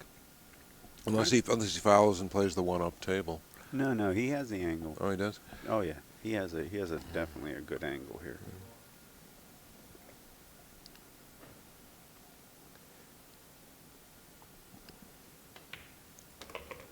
There we go. And I'll bet you he picks out a resting place for this shot so he gets precisely where he wants to on the 6. That's what he's going to do. Where he doesn't have to run into the 14 going to the rail and coming out again. Might even consider a shot where he plays 2 rail position going to our left where he has no risk of running into the 14. It doesn't look like he's going to do that. Okay.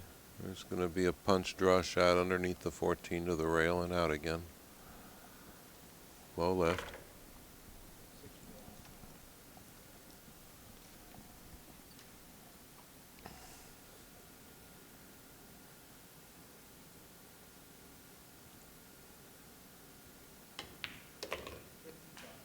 He fooled me. No rail position. That's good, too.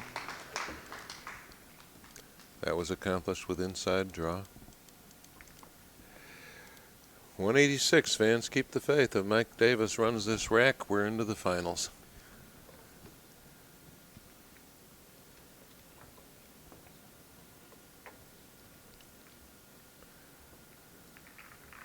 Disappointing performance from Charlie Williams, but his disappointment exceeds mine.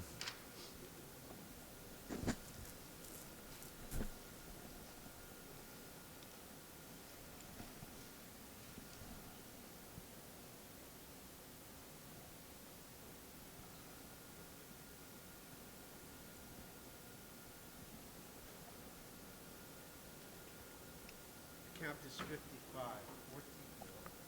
14. We're looking at a potential run of 69 and out. Neat but not gaudy. That's a third of the game.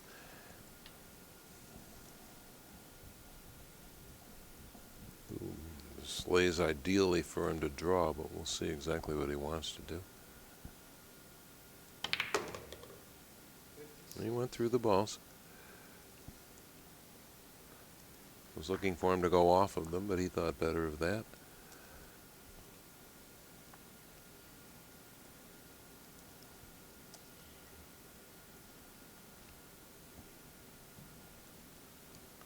These balls could be run cleanly just as they lie.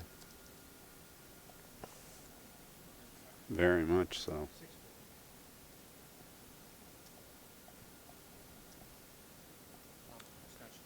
Double extension. Mike Davis is out of extensions, not that it figures to matter a great deal. And he's been called for a time foul. 5-minute break. A time foul. I think so. He's sitting down, and Charlie's going to take a break.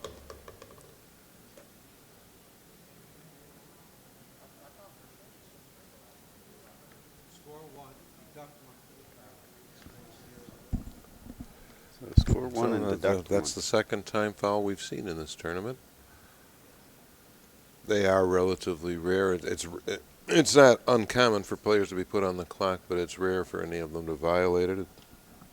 Not that demanding to get a shot off in 10 seconds. This rivals Chris Webber calling timeout when he didn't have one the year Michigan played whoever it was that beat him, the Fab Five, the early 90s. North Carolina, I think.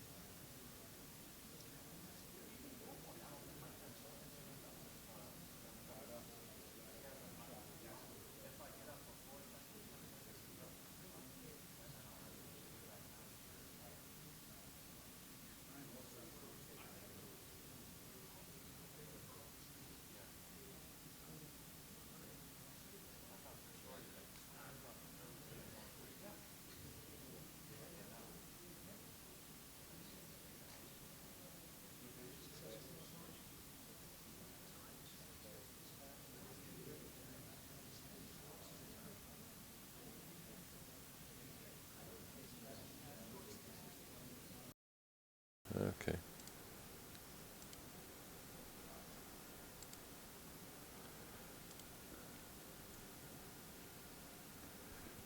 Okay, we're back. We apologize for that. What you missed in the interim after Mike Davis mistimed a chance to end this was Charlie Williams running the 14 balls left on the table. So Mike Davis still needs 14 to win. Charlie opens the balls with a rotation-like break. He really opened the balls. This is the last hurrah here. He gets back in the game now, or he takes third place.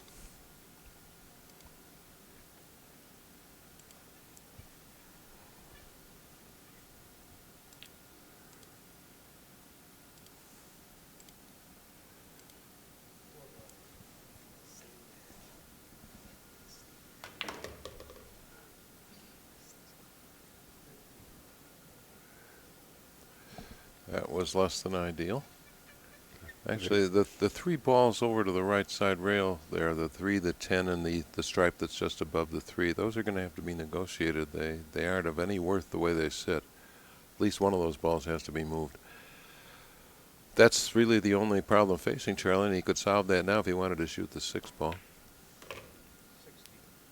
Yeah. Killing me.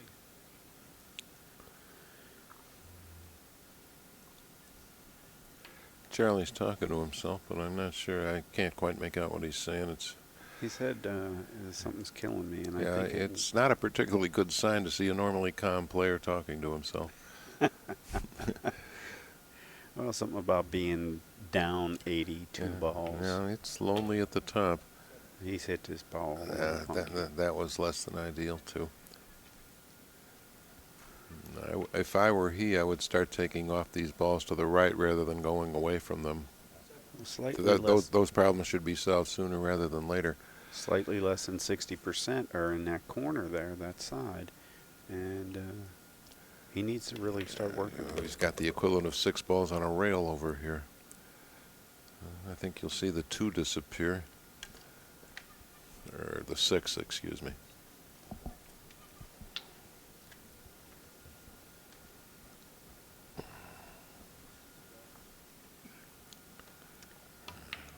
Work this 13 next. Well, I think so, unless the 11 goes by it, he might want to play that ball first. It can go. I think it can. But the 14, 3, and 10 remain a problem as they lie. He's going to have to move one of those balls. The best ball to move would be the 3.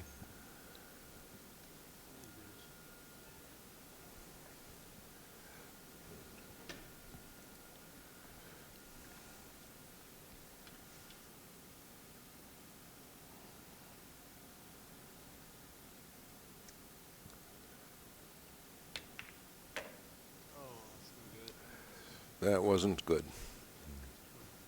Didn't anticipate running into the 11, and he will pay the penalty for having done so. The only ball open to him now is the 10. Excuse me, that's the 12. He's going cross-side. Cross-side. Might as well. He's betting the game on the shot, but there really isn't much choice here. You can't with that ball up in the far left, it makes it almost impossible to put the cue ball somewhere safe.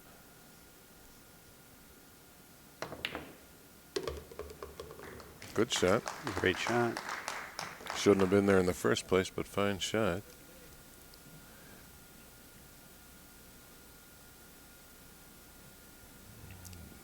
His current shot on the 6 is a little bit too straight to be really useful to him. Probably going to try and force an angle out of this.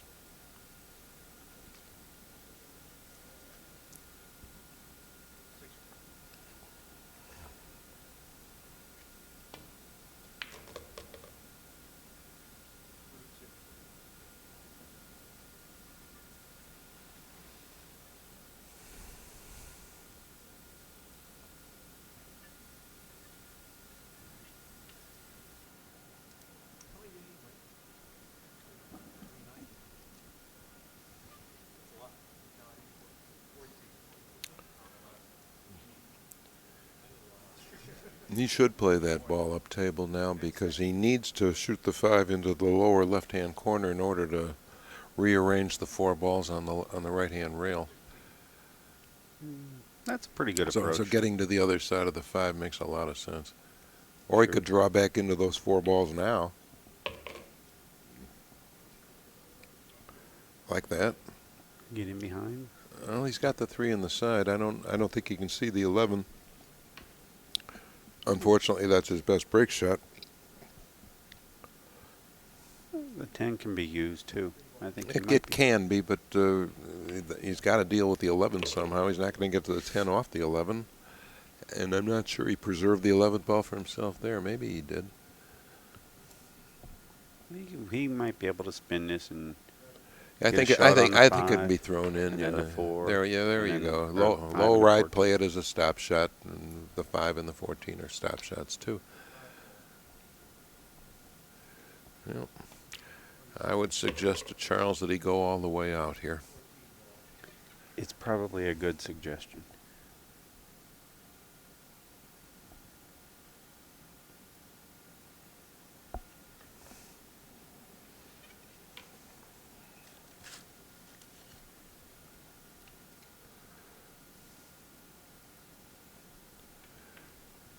That's 186 to 148, so both players have the goal line in sight. Oh, it's 118, excuse me. I thought I saw 134 up there. It's 118. Charlie's got a way to go yet. Yeah. Goal line is quite a ways away. I was thinking he needed 48, and it's 82. Nothing he's incapable of, but until he builds up some pace, it's highly unlikely.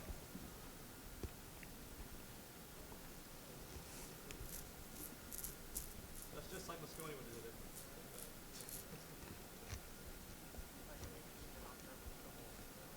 Well, he was thinking.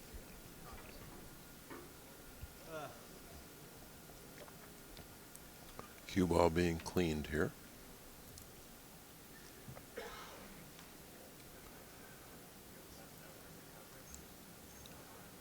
I guess players can request this at any point in the game, although it makes more sense to have it done while the balls are being racked. Sure.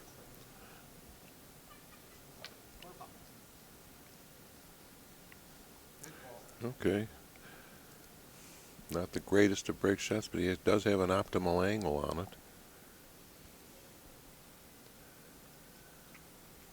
Only pitfall here is that the center of the pocket is not available with the ball that close to the rail, and so there's a modest chance he could wiggle this ball in the jaws. And he's got to play this break shot like he means it.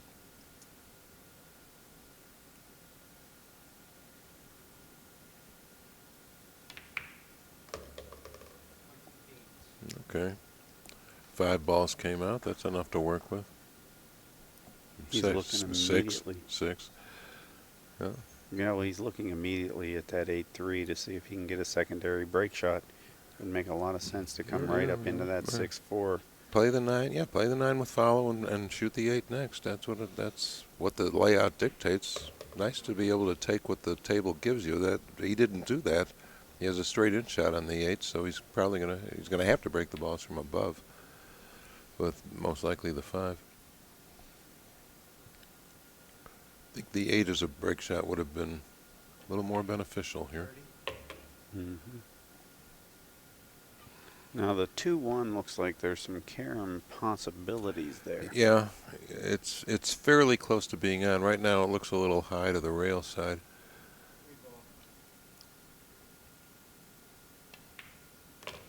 Does the 6-15 looks like it is pointing enough towards the hole to be a break shot? I don't think it's going to get that far. I think he's probably going to break with the 5 ball.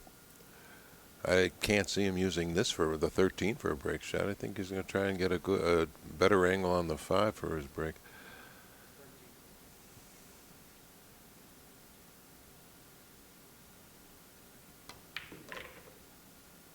He went into the balls off the rail. That carries its risks, and you heard him say, "Now I'm in trouble." Very difficult to get sufficient impact on the cluster when you come off a rail unless you hit its edge and glance away. Try to go through, that's when problems arise.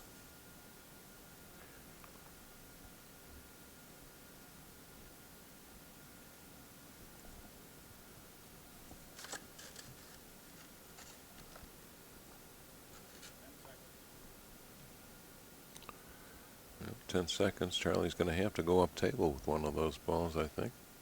I think he's got the 14 in mind. Up in the corner. All right. Not too shabby. Not bad at all. Still problems to solve, though. I don't know if the 2 ball goes in the right-hand corner pocket or not, and that leaves 4 balls in the 5 balls in the racking area to be dealt with.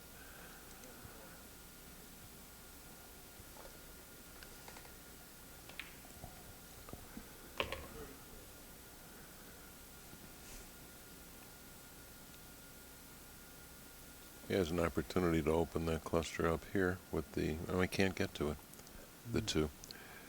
He may be able to follow the 12 and move the balls a bit. But he better get to him soon. This is pretty late in the rack to be leaving 5 balls in the rack. Yeah, I totally agree. Now he can work this rack a little bit. He'll use this for a break shot. Going to come up between the 2 and 6. Just as called. Nice break shot with the 4 now. Yeah, it's not bad. It can be worked. Yeah, or the 15.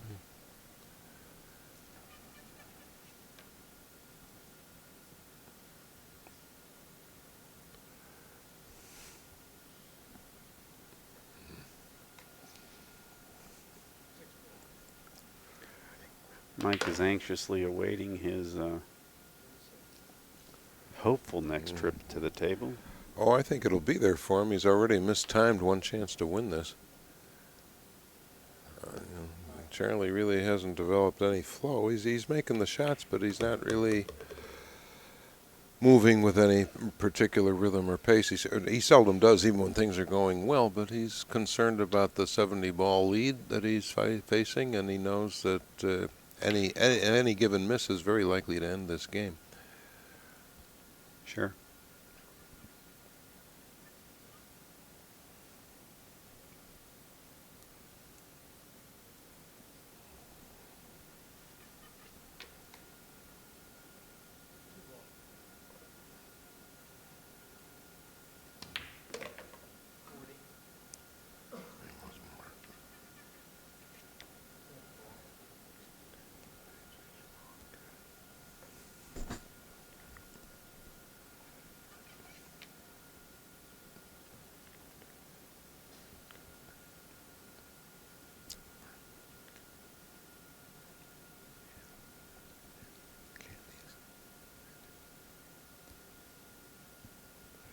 High right is called for here.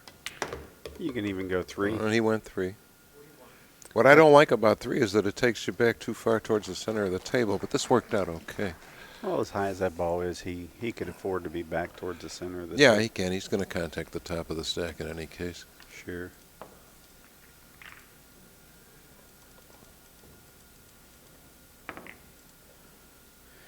Well, he's getting within striking distance. 132, is it? 132. Well, Charlie can run 5 racks. He better.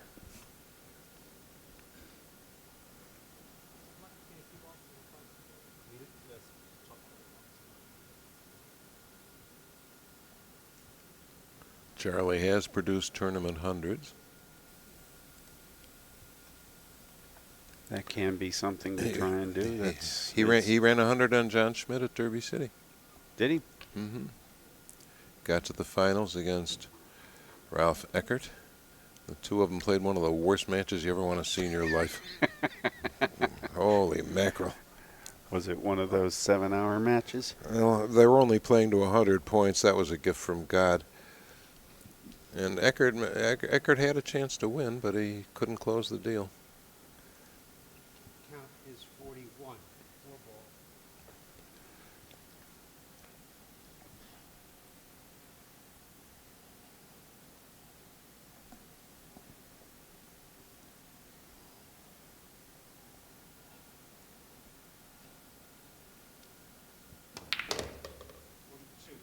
balls. Nicely done.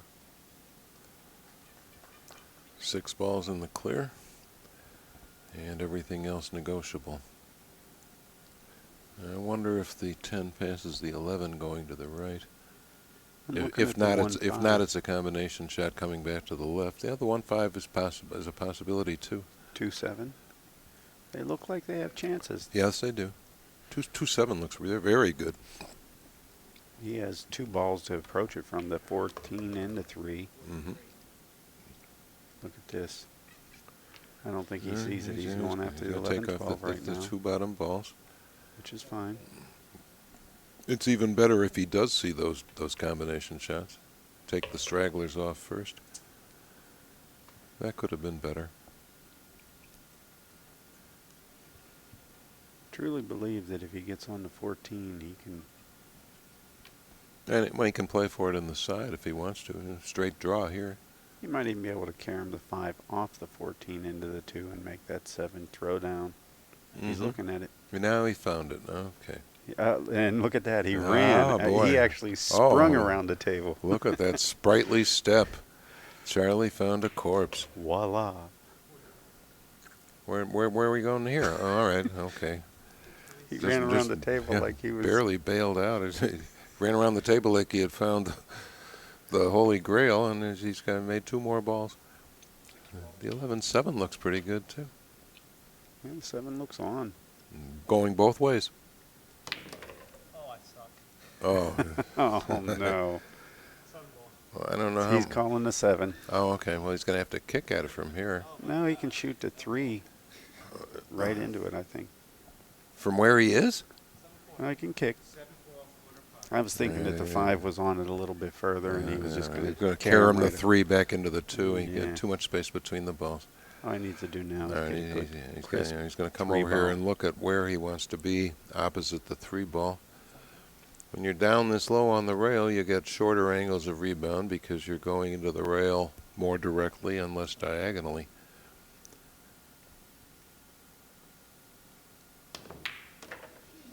There you go. And that's a big lesson to why people, That's Like three we times always- we've seen that ploy used. we always look for those dead balls, and I think it should Yep. be clear to the people at home how important they are. Oh God, they're like presents. It's like you don't have to manufacture a break Oh, shot. Christmas and came it's built early in. here. You can just get your cue ball to it. I guess the 3 ball is out, if barely. Well, the 5 ball goes between a 1 and a 2 in the side. I think. I he think should that's run what over he's and- going to do. He's going to get that 15 next, is what I think he should be doing. Because I don't see any merit in keeping that around. No, And then he should start worrying about that 10 or the 14-8. 14-8.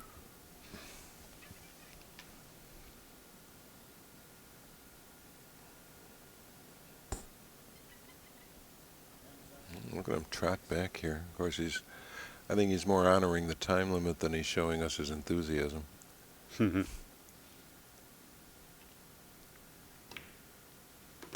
Well, he definitely knew that ball was dead. Yeah, he did. He did. He trotted over. He says, "Well, I've got my answer." And as soon as he got in trouble, he knew what he was doing. He was kicking at it. He could shoot the 1 and stop here and play the 8 in cleanly. Mm-hmm. That doesn't get that rail ball you want him to take off. Well, he's going to get it at the 10, and I think he'll use the 10 to get at that ball then. Okay. So 10, 15.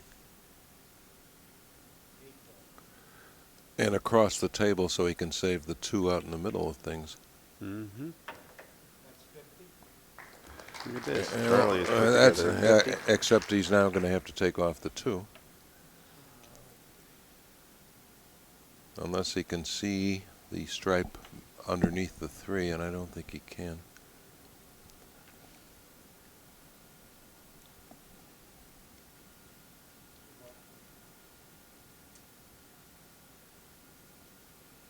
That's 5 different passes at this ball.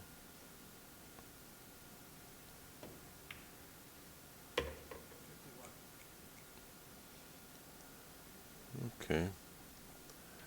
And as you suggested, that rail ball to the left has been up there too long now. Mm-hmm. He may have to use it for his key ball now. I think it is his key ball. Not a very good one.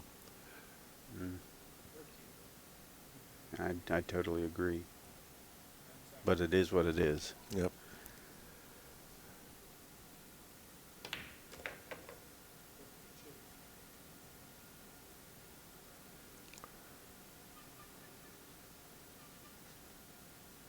He's going to have to play the 10 and 15 balls similarly. Mm-hmm. I usually hit them with a hair of a flat ball center, Mhm. and just a scotch of English.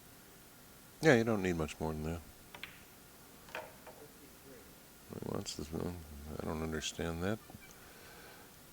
Well, he's got 2 lousy key balls here. I swear we saw I this would have position. thought the up table one would have been preferable to take first, but it's up to him. We have seen this before. Another 9-ball straight pull player, so Yeah. to speak. Mm-hmm.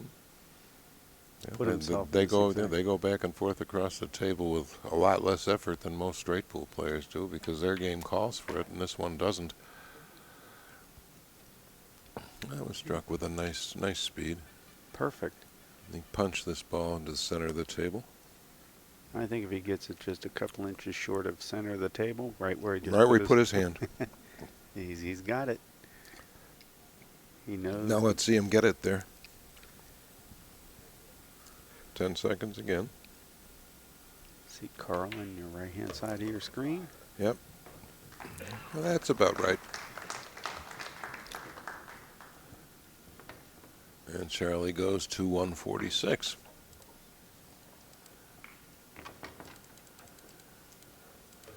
$40 balls in arrears.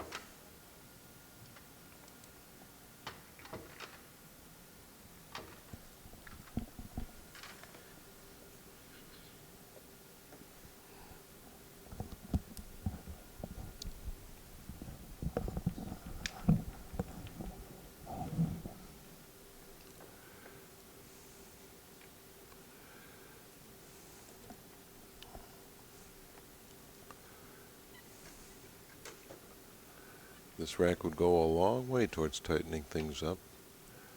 Big difference between being three racks behind and two. Almost anybody can run two racks.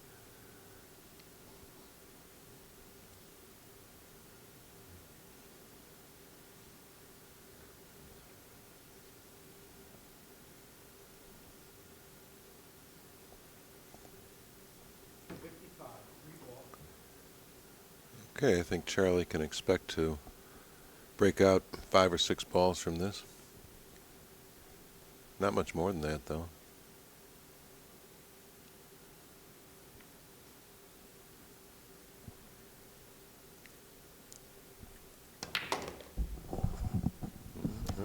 Did better than that.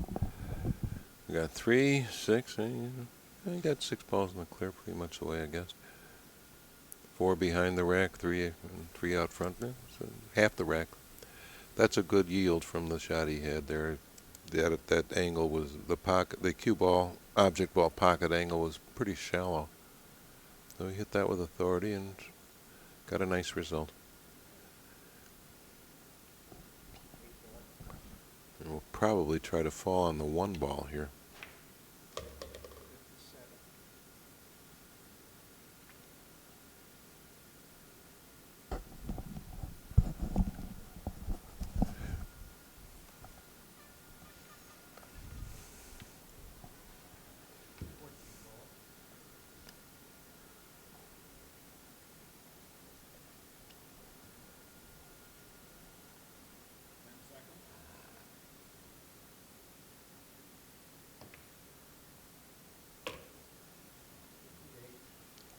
Ooh, got hooked, it looks like. No, he's already got the 6 ball. He's probably going to use the 15 to break up the 6 ball cluster in the center of the table. He has all the balls in the lower quadrant. This is shaping up all right. I think he's going to narrow the lead to 2 racks after all. He better. Yeah, Mike only needs 1 rack to get out. Right. And he's already mistimed 1 chance to do that. Yeah.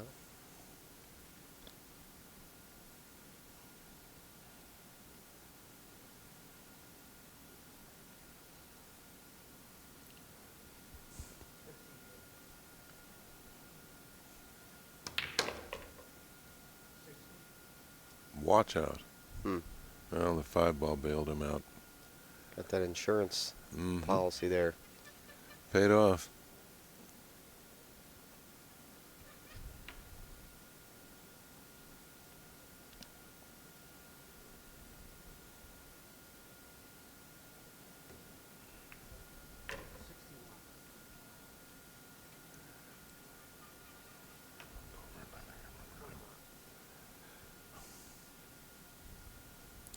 I would give thought to playing position for the 13 here. He may not be intent on sending his cue ball quite that far, but it's not a bad play. 13 has to come off.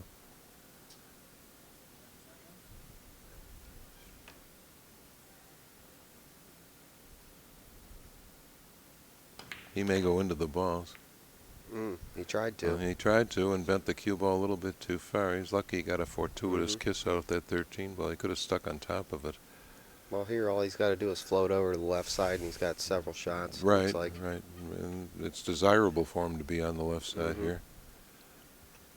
He would have preferred not to begin on the side rail, however. Yeah. They just roll this ball in, right? Mm-hmm.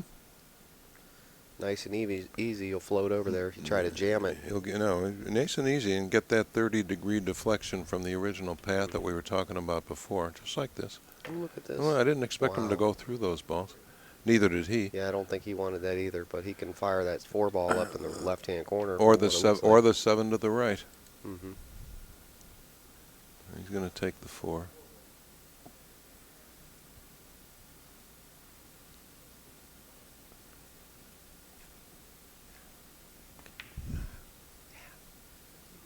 Good.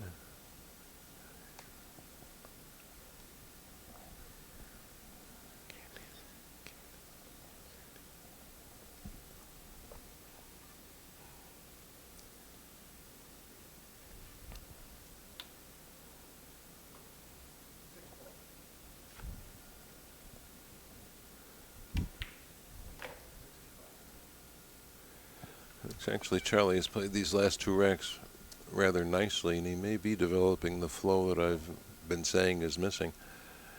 So, makes these last 4 balls, these 2 racks behind, we could see a real battle yet.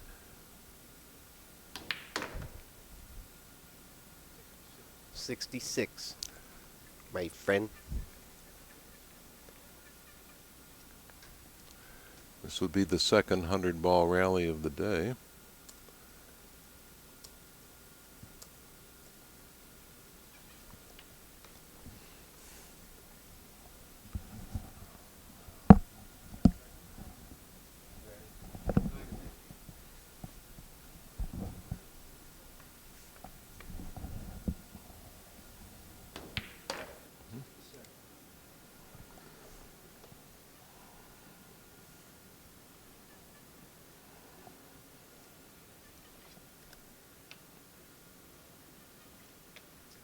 How many balls is this, Charlie's? He's in the 60s.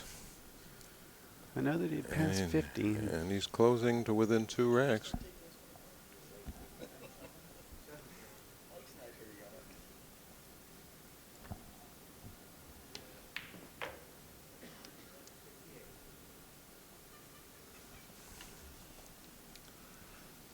All right.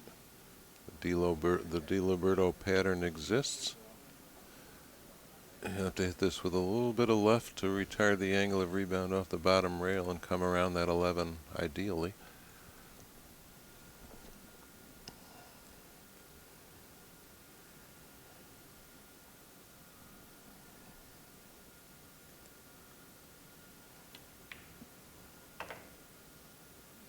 Just like that. Good job. And this is a fine break shot and a chance to close within 1 rack.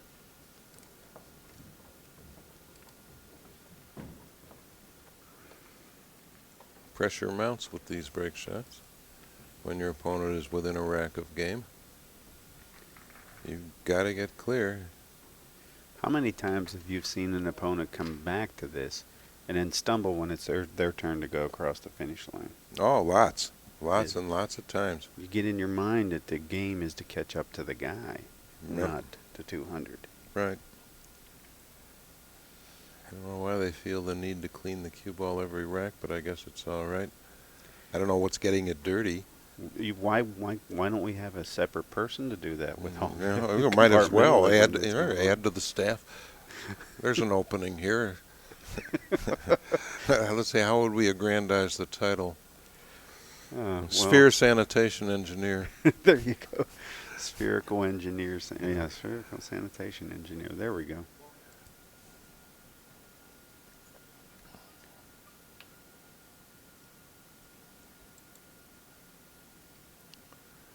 Hit this like you mean it, Charlie. It's all or nothing. You're going into the wrong part of the rack. Well, the least desirable part of the rack, let's say. No avoiding that. Gonna have to hit this with at least firm speed. Yeah. You probably want to go through the balls rather than off that rack. Well, that's exactly what he did. 9-ball bailed him out nicely. Sure did. He'll be able to clean up that mess. A Oh, little sure. bit. The 7 ball's perfect for going into the balls. He's looking at it now.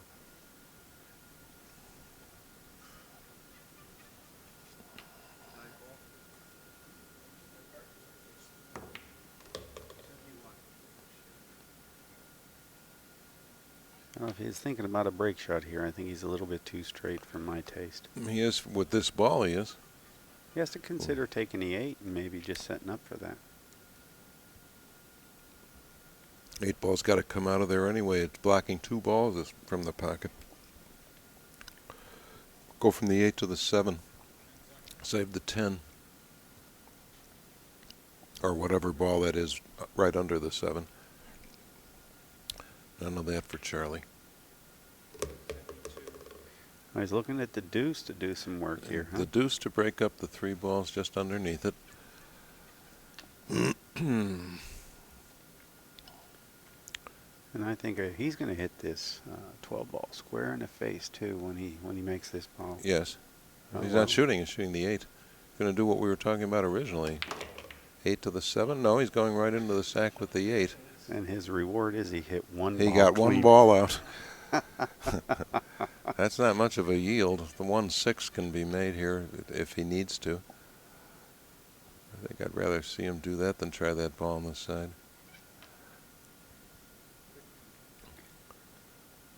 Yeah. He gets unfortunate and clips that 12. Say he cuts that back just a little bit. Into the pocket. I'd take a look at the There's a scratch 1-6. I'd take a look at the 1-6 if I were he. It's not that bad. He hasn't. I don't think he's even taken a glance at it. Yeah, you're right. There's a possibility of an end pocket scratch here. Well, he drew the cue ball. Little left hand spin. This would have been considerably easier if he had used the 7 as we suggested. As it is, he's still got work to do. He'd have been working one half of the table and shooting a lot of 2-foot shots. That's right.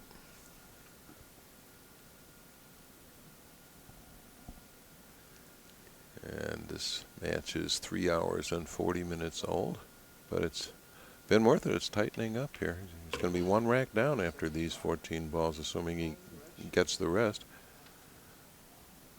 Can't begin to count the times I've stumbled with 8 balls left on the table. Well, he has 7. 4, 7, 9.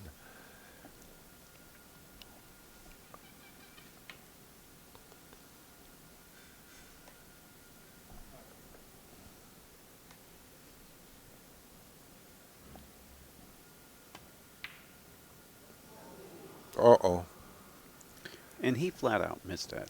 He missed it, and he rushed it. I don't know if he's running out of time, but he did not take the normal increment of time that we see him taking. That was a very courageous run for somebody as far behind as he was. But if Mike Davis can clear off the rack here, he will need only 6 more balls. A very courageous run by Charlie Williams. I wouldn't have minded seeing him go further. I think I put him on 168.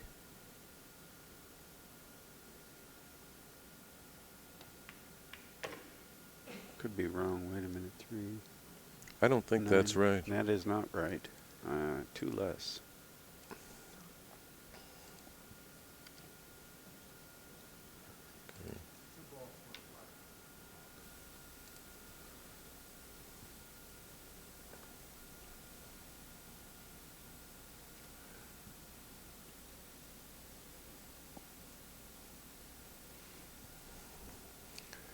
Nice shot here. Show you how perfect Mike's alignment is with his chin right over the cue. Bullseye.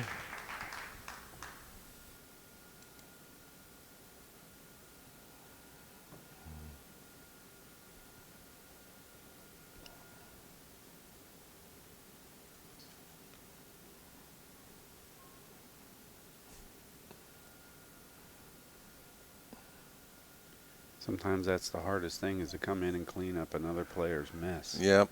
You inherit Yeah. all the bad and all Boy, the good's if gone. if I were at the table, I'd have never had layout like this. I have to clean up your dirty work. Well, all right, he's got the balls nicely open now. I wouldn't be surprised to see him bunt the 8-ball up a bit up and wide with this 4. Key ball, he's going to probably do the 3. Yeah, I would think so. And the 7 gets him the 3. Well, so much for that plan. I think he's going to, 7, Get on the 7, 10. 7, 10, 6, 3, I guess. yeah, Or 7, 6, 10. I can see it. Run 2 rails right from the 6 towards a 3. Mm-hmm. Follow forward, you should be out.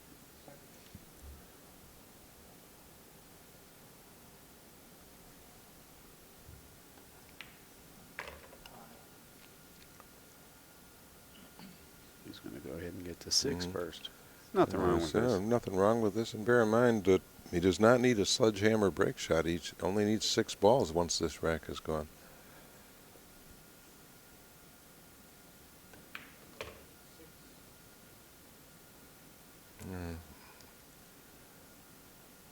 If he wanted to, he could go 3, 1, 10 here, but the 1 is the 1, in my opinion, is superior to the 10.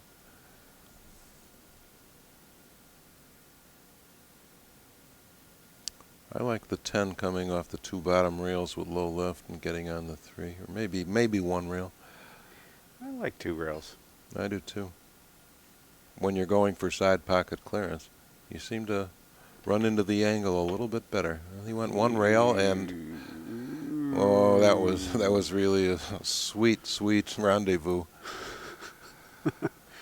And now he's got the 1 ball placed precisely where he wants it. He shoots the 3 with, well, he could use the 3 for a break shot too if he wanted to, or shoot the 1 and save the 3, or shoot the 3 with high right and limp back across the table for the 1. It looks like that's what he's going to do. A lot of inside English on this ball. Mm-hmm.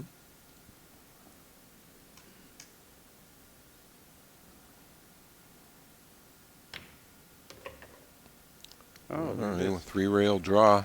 Fooled us again. Look at this position. And it looks beautiful. That deserves the game. Mike Davis, upon completion of this break shot, will need 5 more balls. Game try by Charlie Williams, but he let the game get away from him too far too early.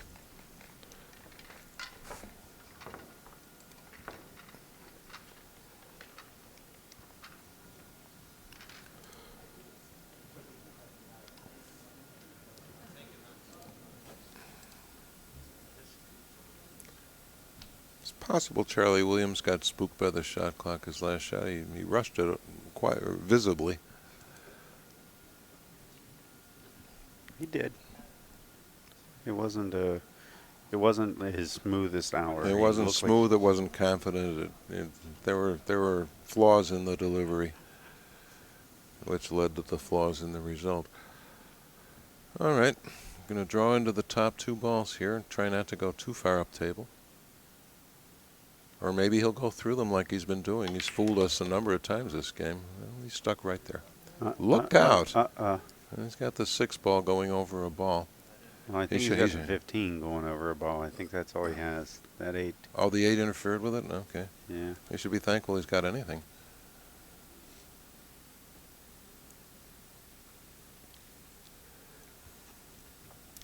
If this ball goes in, we'll have our winner. And if not, we'll have a bit more drama. Look at the referee making sure there's no foul involved here. He hits those shots nicely. It's a great shot. He's getting a round of applause like he's already won. But I think when he wins, he's going to Then he'll get the real applause. And he played a nice game here. He could have closed it out a little more cleanly than he did. Needing 4.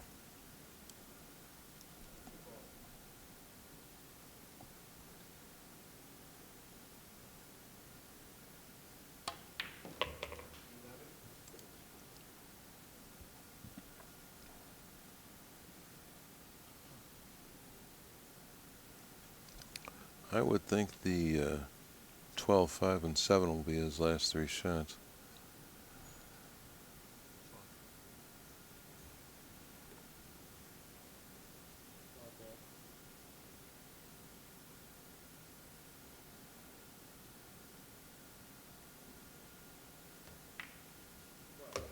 Playing for 2. You may come down for the 4. I think that's Yeah, his safe. that's just as viable as what I suggested. Sure. Playing for 2. I'm not being clairvoyant. I'm just saying now I know. That'll do. It's pretty obvious Yeah, at this yeah. point. Playing for 1. Where are you going here, Michael? Oh, it worked out okay. He might have the 7. What did you know? He's lucky he didn't get hidden by the edge of the 7. I thought he did. 9 in the side. We're Are you, both are you wrong. crazy? He doesn't have the 4? He doesn't have the 4. Holy mackerel.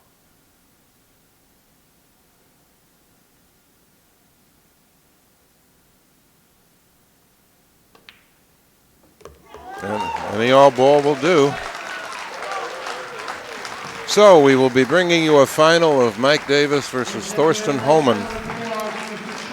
We'll be back in a little bit. Glad to be with you, folks.